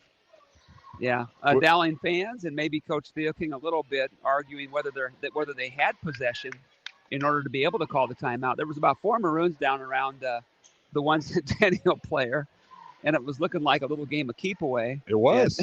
Ball being slapped around, and you got to have possession to call timeout. I agree. Yeah. But here's the thing. I know Chad Sarmeyer real well. His daughter's an outstanding Division I softball player at Northwestern. From Urbandale. I can tell you this. He would not have called timeout if somebody didn't have possession, and I'll give him the benefit of the doubt. I'm blocked out. He's a good official. That's right. That somebody for Centennial had it for a moment and called timeout, and I'll give him that. That's fair. Now, the Dowling fans might disagree with me. They may jump me afterwards. You know, they could have a discussion when we're cleaning up. Now, out of the timeout, Centennial corner 3. It's no good by Evan Bryan, 6'5" junior. And the rebound out to Dowling. Here's Clark with it. Collin. And he's guarded by Easton Pratt. Gets it out to Marr between the circles. 35 seconds remaining in the quarter. And Drew, corner three as he dribble drives. Shot no good. Tipped by Charlie Stewart, no good. As Dowling missing a three in the corner by Davis Sheck. And the rebound Centennial with 20 seconds left here in the third quarter, Steve. Low-scoring game like the girls' game, 30-28. Yep. Girls' game barely got in the 40s. It was 41-31 the final. Centennial over Dowling. And now a leaner in the lane. Shot up and good by Caden Kelling. And the basket will count and the foul on Dowling, apparently. Number 25, Marr, maybe? You're right. Yep. Marr with the foul. That's his second. Kelling with the basket. And that is his 6th point of the night. And an and one coming. Looks like Capola will check back in now for Colin Clark. So it'll be Clark and Sheck at the guards. And the free throw and one is in and out, no good. Rebound Dowling. With Mata Brua, Charlie Stewart. And now Mata, off balance three. It's no good at the horn. And we come to the end of the third quarter of play with the score. Ankeny Centennial 32, Dowling Catholic 28. Alongside Steve DeBenny, I'm Mark Amadale. Back to the Ankeny Centennial gym after this timeout. We'll begin the fourth quarter here on the Iowa Catholic Radio Network. Thought of the Day with Monsignor Frank Bagnano. Have you ever thought of praying with your body? We often reserve prayer to our minds or souls, which is where a conversation with God begins, but we are not pure spirits, as are the angels. We also have bodies, and therefore we can pray with our body. For example, simply folding our hands in prayer is a prayer. Kneeling down is a prayer. Opening our arms to heaven is a prayer. Prostrating our bodies face down before God like Jesus did, that's also a prayer. Let these express our desire to be connected with our loving God. They often strengthen our mental prayer. Today, offer at least one body prayer as an expression of your love of God in your heart. Fold your hands in prayer for 10 seconds. Kneel down for a minute. However you do that, you are praying. And that is today's Thought of the Day.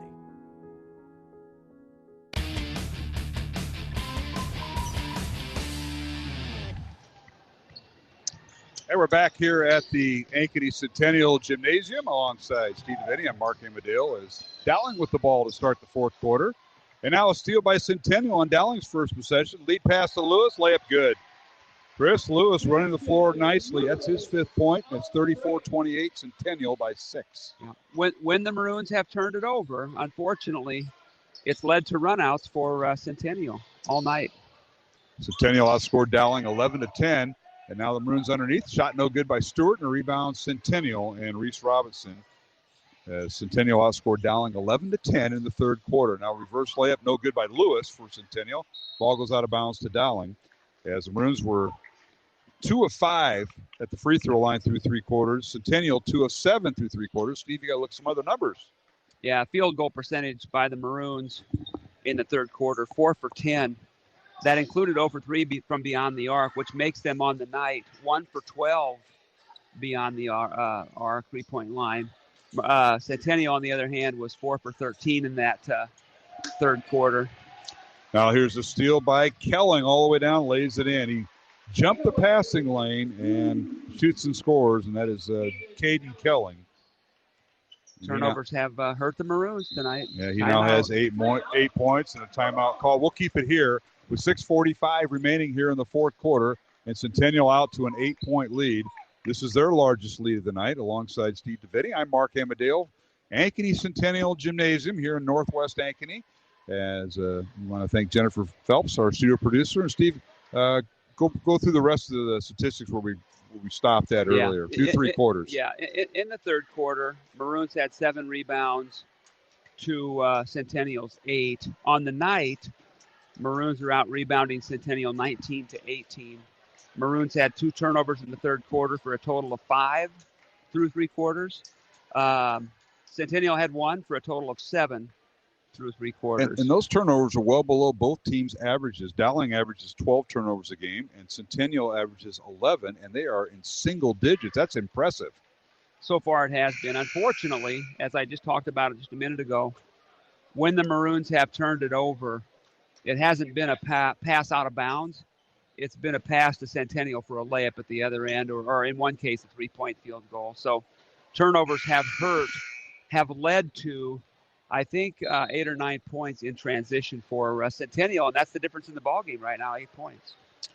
As I mentioned, Dowling's won 7 of the last 8 games against Centennial. Most of the time, it's just once a year, a 1-2-2 zone by Centennial. New look here by Centennial. Coach Fontana breaking out the zone underneath Dowling. Coppola now reaching foul called on Jackson Snyder, and that'll be, well, check that. It's not. It's going to get Easton Pratt with the reach-in foul for Centennial. That'll be his first foul.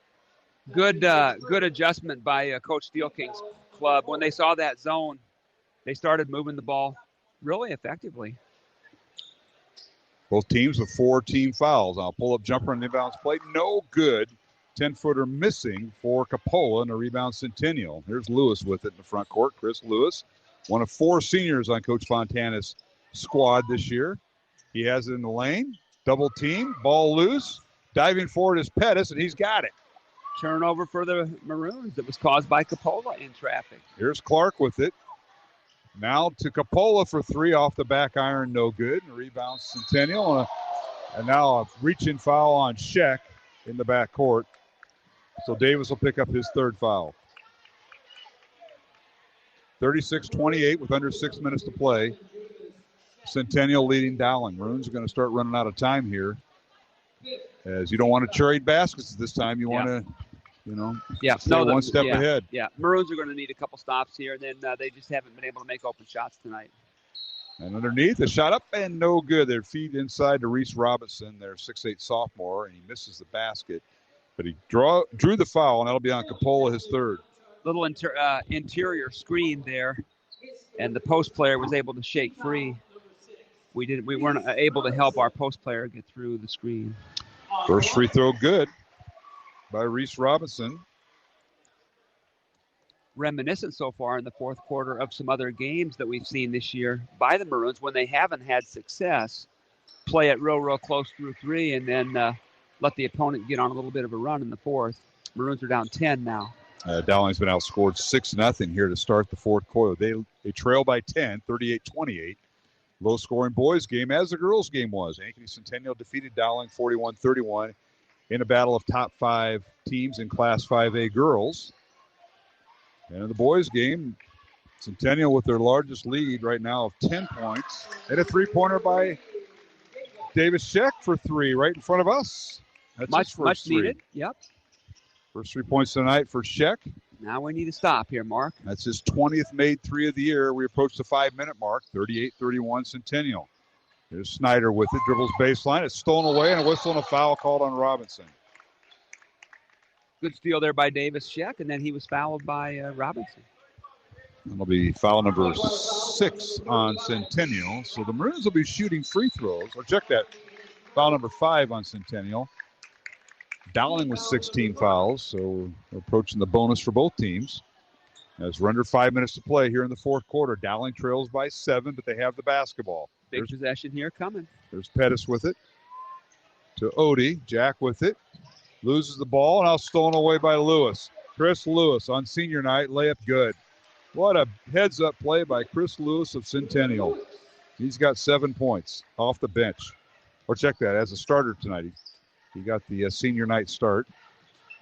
40-31. Centennial by 9. Dowling with the ball. Here's Scheck on the baseline to Marr. They've really neutralized him. Pull-up jumper from 15, no good. But Odie with the rebound. Long 3 up, no good by Coppola. Ball tipped out of bounds. And saved by Centennial. Heads-up play by Snyder.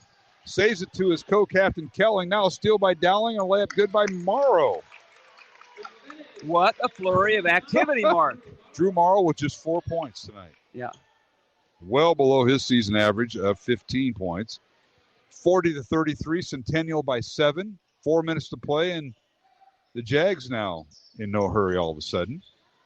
I wouldn't say they're pulling it out, but they're going to try to be very deliberate here with the 7-point cushion. They're working the clock in the lane. A shot up and good by Caden Kelling. Boy, is that a strong move by the senior.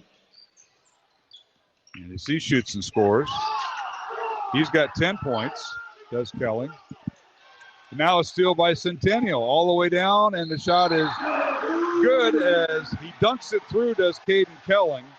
12 points now for Kelling. And a basket and a free throw here.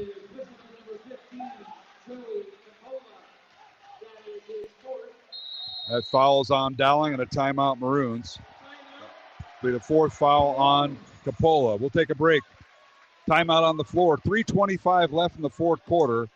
It's Centennial 44, Dowling 33 here in this boys contest on Iowa Catholic Radio. Support for Iowa Catholic Radio is provided by Ashworth Vision Clinic. Complete eye exams, contact lenses, glasses, glaucoma testing, and pre- and post-operative care. 515-440-4610. AshworthVision.com.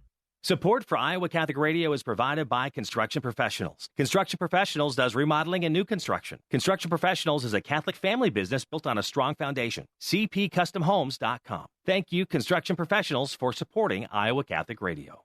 Support for Iowa Catholic Radio is provided by Dental Associates, addressing smile needs and dreams. 515-225-6742. Des Moines-DentalAssociates.com. Thank you, Dental Associates, for your support of Iowa Catholic Radio. Support for Iowa Catholic Radio comes from Mercy One, your expert circle of personalized care for all your health needs. With more care locations than anyone, your best life is their one purpose. Find your doctor at mercyone.org.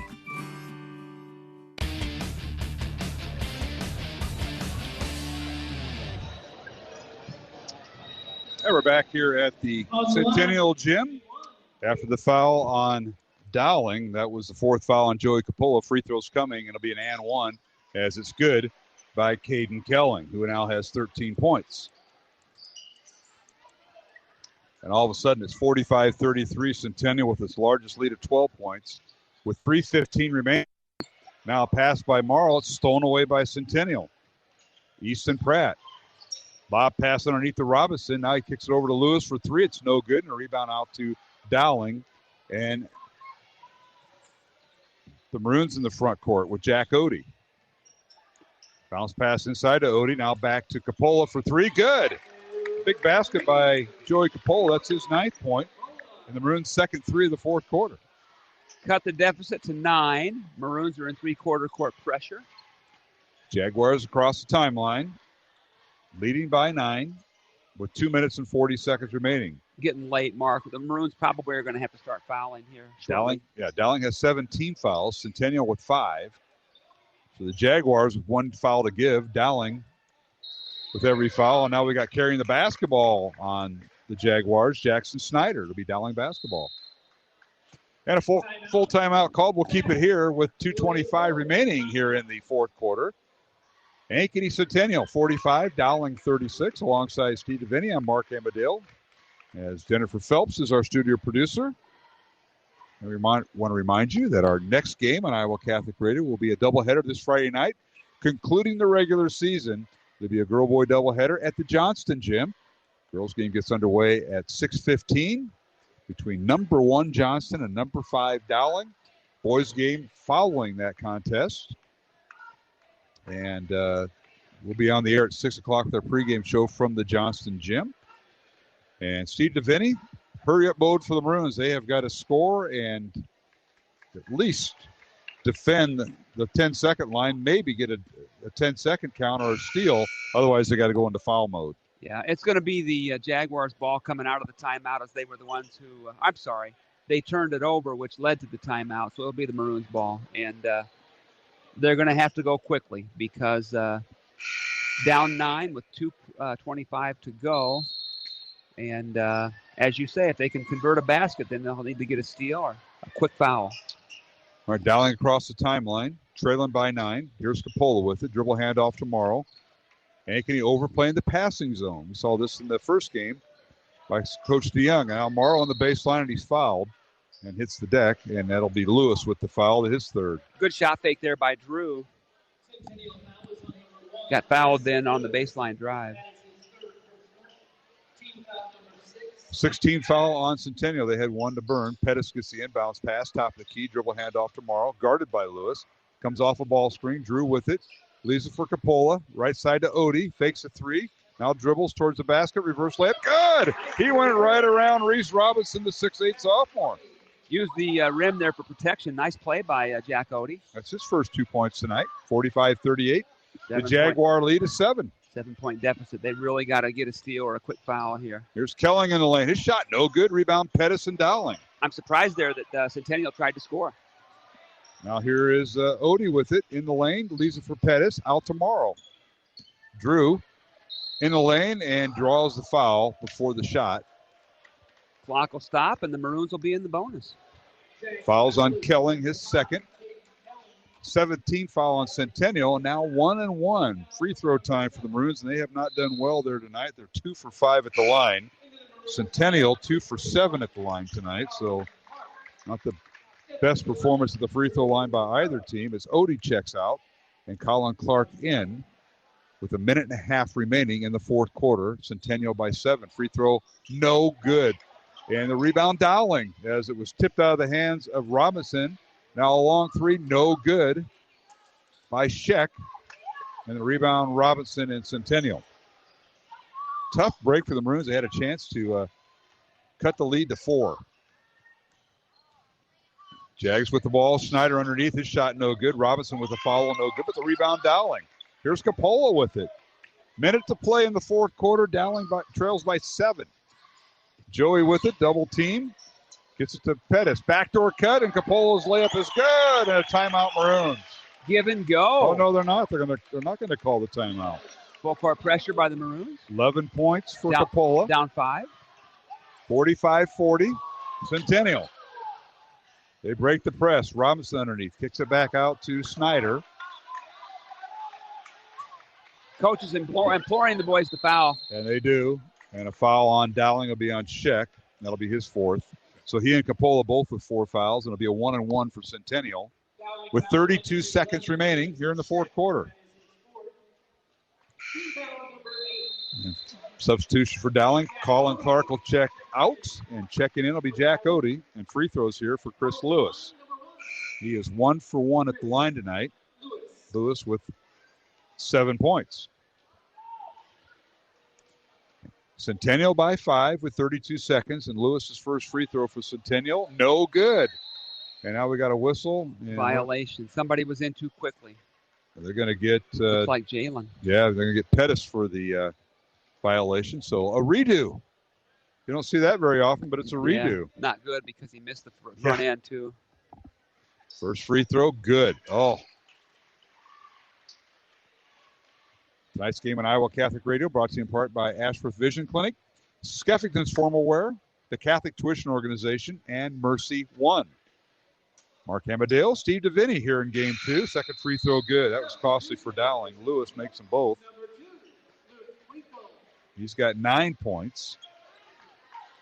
And it's 47-40. Centennial by 7 with 30 seconds left. All the way down court and an offensive foul called on the Maroons. Taking it to the basket. Wow. Was Scheck, I believe. I think that was Coppola. Or Coppola. That'll be his 5th. He has just fouled out. He did the right thing. He had to go to the rack. He had to try to make something happen there with down by 7 with 30 seconds to go. So he fouls out with 25.5 seconds left in the fourth quarter, does Joey Coppola. Fouls out with 11 points, 47-40. Centennial with the ball, Lewis. And they call a foul on Dowling right in front of the Centennial bench with 15 seconds remaining.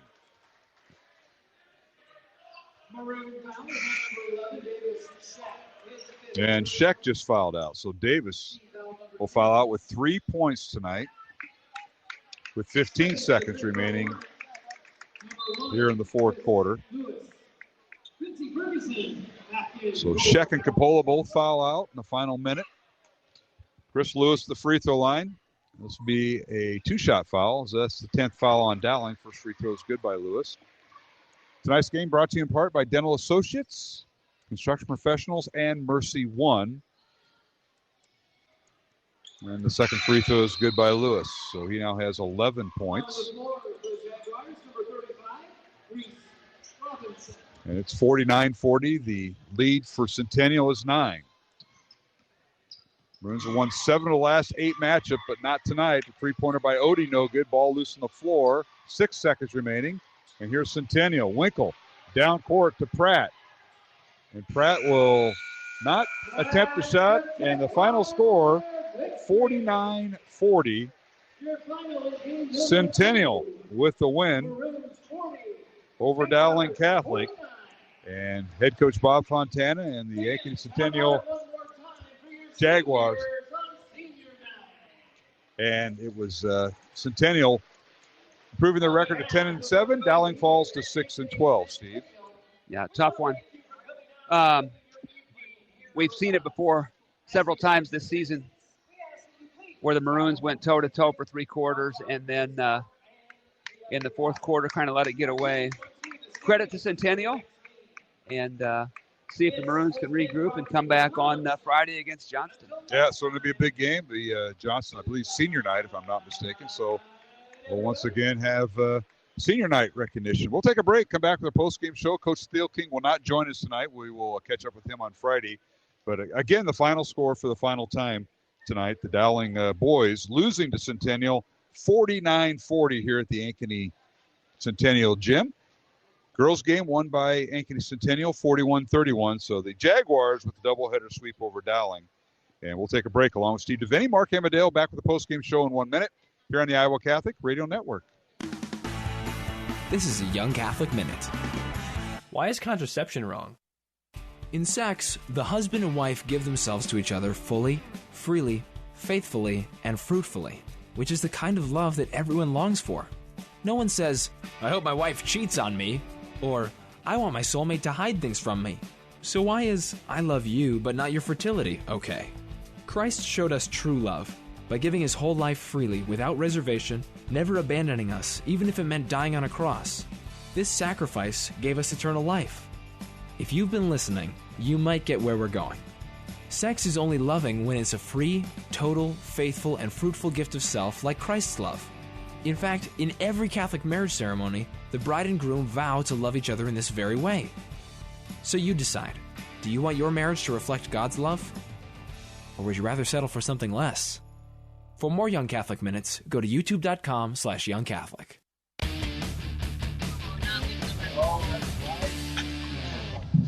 All right, good luck, guys. See ya.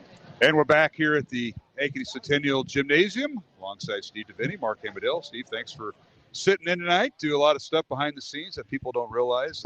Maroon Athletic Club, you coordinate that 7th and 8th grade league, and you're occupied on Saturday mornings. And we appreciate all you do behind the scenes. And, of course, it's nice to see these guys who you coached back maybe some of them 4 years ago, some of them 5 years ago, whatever. But you coached them, and here they are tonight. And it was Centennial with the win. Is a doubleheader sweep for Centennial, the boys' game. Centennial defeated Dowling 49-40. Low-scoring game. The girls' game, Centennial 41, Dowling 31. So congratulations to Jaguars.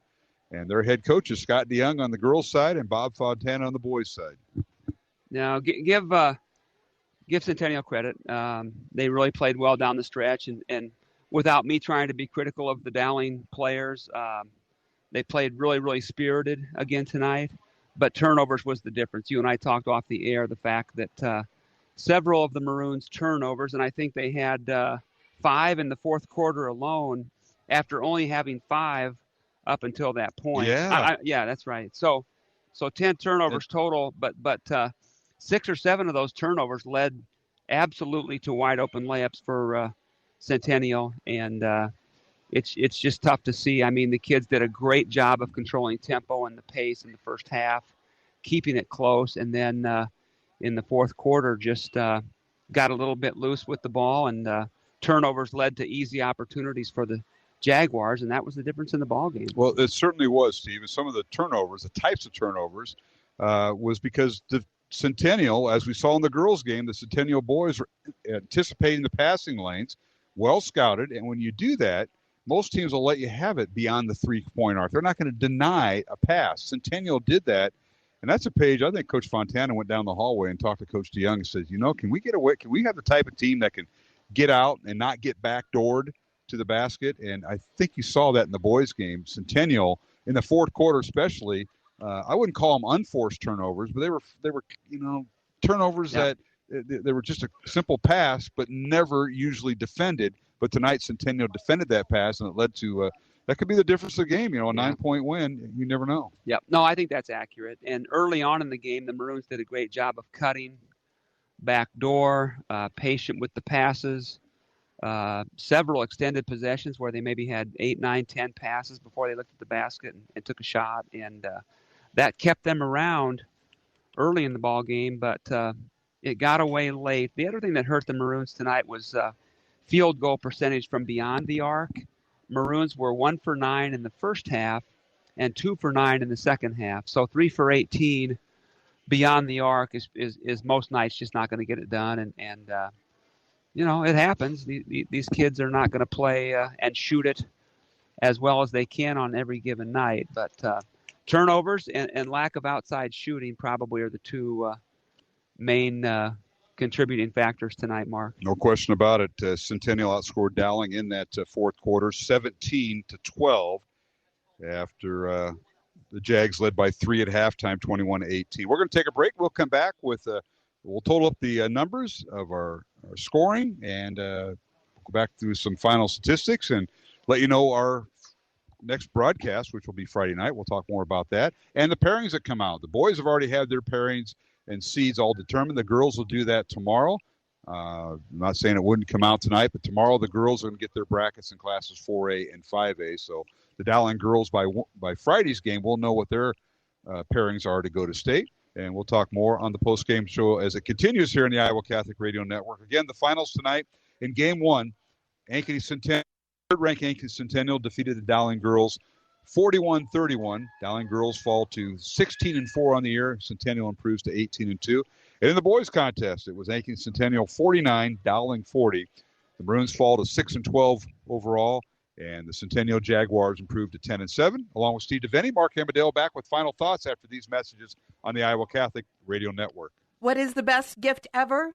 Giving a Catholic education is at the top of my list. Your contribution to CTO helps families send their children to our Catholic schools who otherwise could not afford it. In giving to CTO, you receive the best tax credits ever. Pledge or donate online at ctoiowa.org.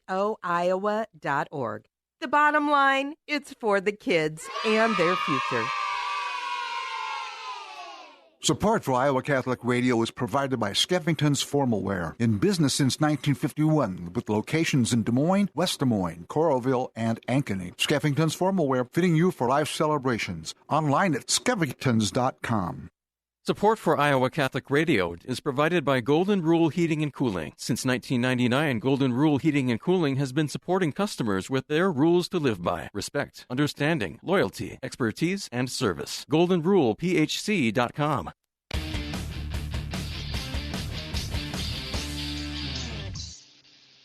Now we're back here at the Ankeny Centennial Gymnasium. Mark Amadale alongside Steve DeVenny here in the northwest part of Ankeny on a Tuesday night, Mr. DeVenny, as you get to leave town on business for a little bit later this week. So we haven't been up here in about 3 years. Do you know that? Yeah, no. It's been that long. 50-degree temperatures today. Oh, loved it. So it was an uneventful trip getting up here. No snow, no ice. And it's always great to be in a high school gymnasium watching kids compete like they do. It's always enjoyable. Yeah, it certainly is, and especially on a night like this, Two good games, two teams evenly matched. You saw a top 5 girls match up, and I would expect to see both of those girls teams, Centennial and Dowling, at the girls' state basketball tournament next month. They both have the pieces of the puzzle to get there.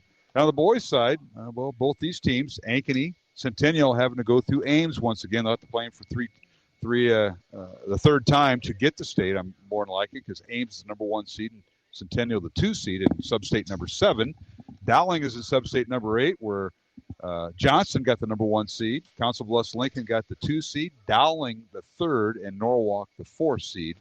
So Dowling will play Des Moines North on President's Day, that Monday. I think it's February 21st. The Maroons will take on Des Moines North.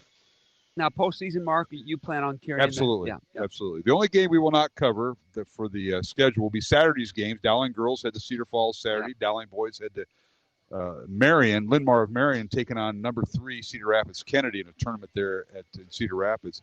But we will not carry the Saturday games, but next Thursday is the only game we have next week, and that's the Dowling boys. We will not carry that. We'll broadcast the Dowling girls on Saturday night, a week from this Saturday, in their opening round of the girls' state tournament. So we'll get you all caught up, and I'll owe you and Mr. Cataldo some emails, and we'll get our postseason. That'll be official tomorrow. We'll wait for the girls' brackets to come out. So, all right, let's take a look at the numbers tonight for Dowling Catholic. The Maroons fall to 6-12 with the loss tonight, 49-40 Centennial. Dowling was led by Joey Coppola with 11 points, 10 points for Jalen Pettis, and then 6 points for Colin Clark. He got the start tonight as Carson Brown did not play for Dowling. He was out with a stomach virus or an illness. 4 points for Drew Morrow. Dowling's leading scorer held to 4 points tonight, came in averaging 15. And that's a hats off to Coach Fontana and their defense. They really scouted him well, and they were all over him. He was having trouble getting free tonight. And then 3 points for Davis Scheck. Both he and Joey Coppola foul out in the final 30 seconds of the fourth quarter. Rounding out scoring for Dowling was Jack Odie with 2 points and Mata Brua with 3 points, as the Maroons were 2 of 5 at the free throw line. For Ankeny Centennial, they had 6 players score tonight, and they were led in double figures by Caden Kelling, the senior co-captain, with 13 points. He was followed by Chris Lewis on senior night, starting guard with 11 points. Jackson Snyder, the other co-captain, finishing with 9 points for the Jaguars. Sophomore Reese Robinson had 6 points, 4 points for Chase Shuddy, and Easton Pratt off the bench with a 3-pointer back in the first quarter to round out scoring for the Jaguars. Jackson Snyder, I think I said, had 9 points. The Jaguars went 9 of 15 at the free throw line. We mentioned Dowling 2 of 5 at the line, as the Jaguars improved their record to 10-7. Up next for Ankeny, they will travel across town and take on number 6. Up next for Ankeny Centennial, they travel across town and take on number 6 Ankeny Friday night. Then next week they take on Marshalltown on Monday here at Centennial High School. Travel to North and Urbandale to round out the season. The Dowling boys, they travel to number 8 Johnston on Friday. We'll have the girl-boy doubleheader beginning at 6 o'clock this Friday here on Iowa Catholic Radio.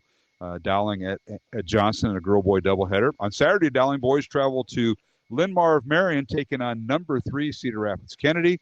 And then their final regular season game for the Maroons, they host Des Moines East Thursday, February 17th at Dowling, and that'll be I believe a 7:30 contest. It'll be a freshman, sophomore combination of games there. And then the Maroons on Monday, President's Day, Monday, February 21st, host Des Moines North in the 4A sub-state play-in game. The winner travels to Council Bluffs Lincoln. Got all that, Mr. DeVinny? We tried to wrap that up. So, all right, Steve, any final comments as we're about ready to get unplugged here at the Centennial Gym? No, hotly contested ball game. Maroons really gave it a good effort there through 3 quarters, but lack of outside perimeter scoring, and of course Carson Brown was sick. He usually brings quite a bit to the table as well.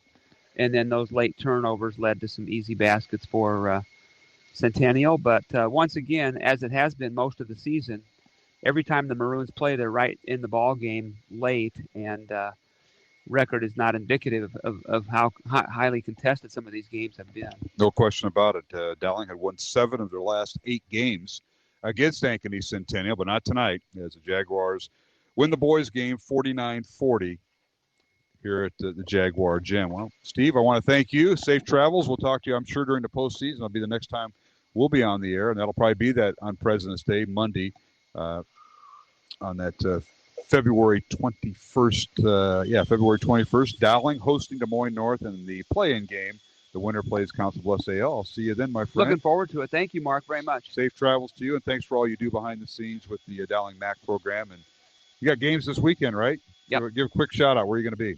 We're going to be at the Ignite facility in Urbandale, I think, in a local tournament. Sure. A couple different teams. Yep. Yeah, you usually do. You have 2 or 3 teams. Yep. Well, good luck to you, Steve. Thank you. Thanks again. That'll wrap up our broadcast here at the Centennial Gym. Our thanks to everybody involved with the broadcast here, especially on site here at Ankeny Centennial, their athletic director, Robert Scott, activities manager, Ian Smith, and Marge Rasmussen in the activities office. We appreciate all they do behind the scenes. And the coaches tonight, the girls coach Scott DeYoung here at Centennial, and the boys coach Bob Fontana. Thanks to them.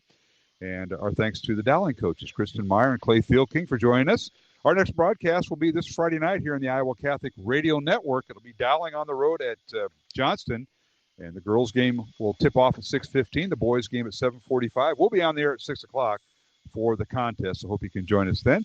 Again, thanks to our business underwriters and supporters of Iowa Catholic Radio. Thanks to them for supporting our broadcast in our 45th year of broadcasting Dowling Catholic sports here on the Iowa Catholic Radio Network. It was senior night here at Ankeny Centennial. Great job by all the halftime and between game activities. They did a great job. They should be proud of their school as we were entertained tonight here at the Ankeny Centennial Gym. All right, well, our next broadcast, again, will be this Friday night. It'll be the final girl-boy doubleheader of the season. Dowling on the road at Johnston. We'll talk to you from the Johnston Gym. Once again, for my broadcast partners, Jimmy Cataldo and Steve DeVinny, this is Mark Amadale. And one final time, we'll give you the final scores. The girls' contest, number 3, Ankeny Centennial 41, Dowling Catholic 31. The Maroons rank 5th. Their record falls to 16-4. Centennial improves to 18-2. Centennial was led by Kennedy White with 14 points, Cleo Murray with 10 points. Dowling girls led by Ava Zedekers, 9 points. Emma Gipple and Marin Heller off the bench with 6 points each. And the boys' contest, it was Ankeny Centennial 49, Dowling 40, as the Maroons were led in scoring by Joey Coppola with 11 points and 10 points for Jalen Pettis for Centennial. They were led in scoring tonight by Caden Kelling with 13 points and Chris Lewis with 11. That'll wrap up our broadcast. The Jaguars improved their record to 10-7. Dowling falls to 6-12. And we'll talk to you on Friday night. For our studio producer, Jennifer Phelps, once again, Mark Amadale from the Ankeny Centennial Gym. And for all of us here on the Iowa Catholic Radio Network, have a safe and blessed, faith-filled evening. Our coverage of Dowling Catholic sports is underwritten by Ashworth Vision Clinic, Construction Professionals, Dental Associates, the Catholic Tuition Organization, Mercy One, and Skeffington's Formalware. Thank you for supporting the businesses that underwrite Iowa Catholic Radio. The proceeding has been a Dowling Catholic sports presentation on Iowa Catholic Radio.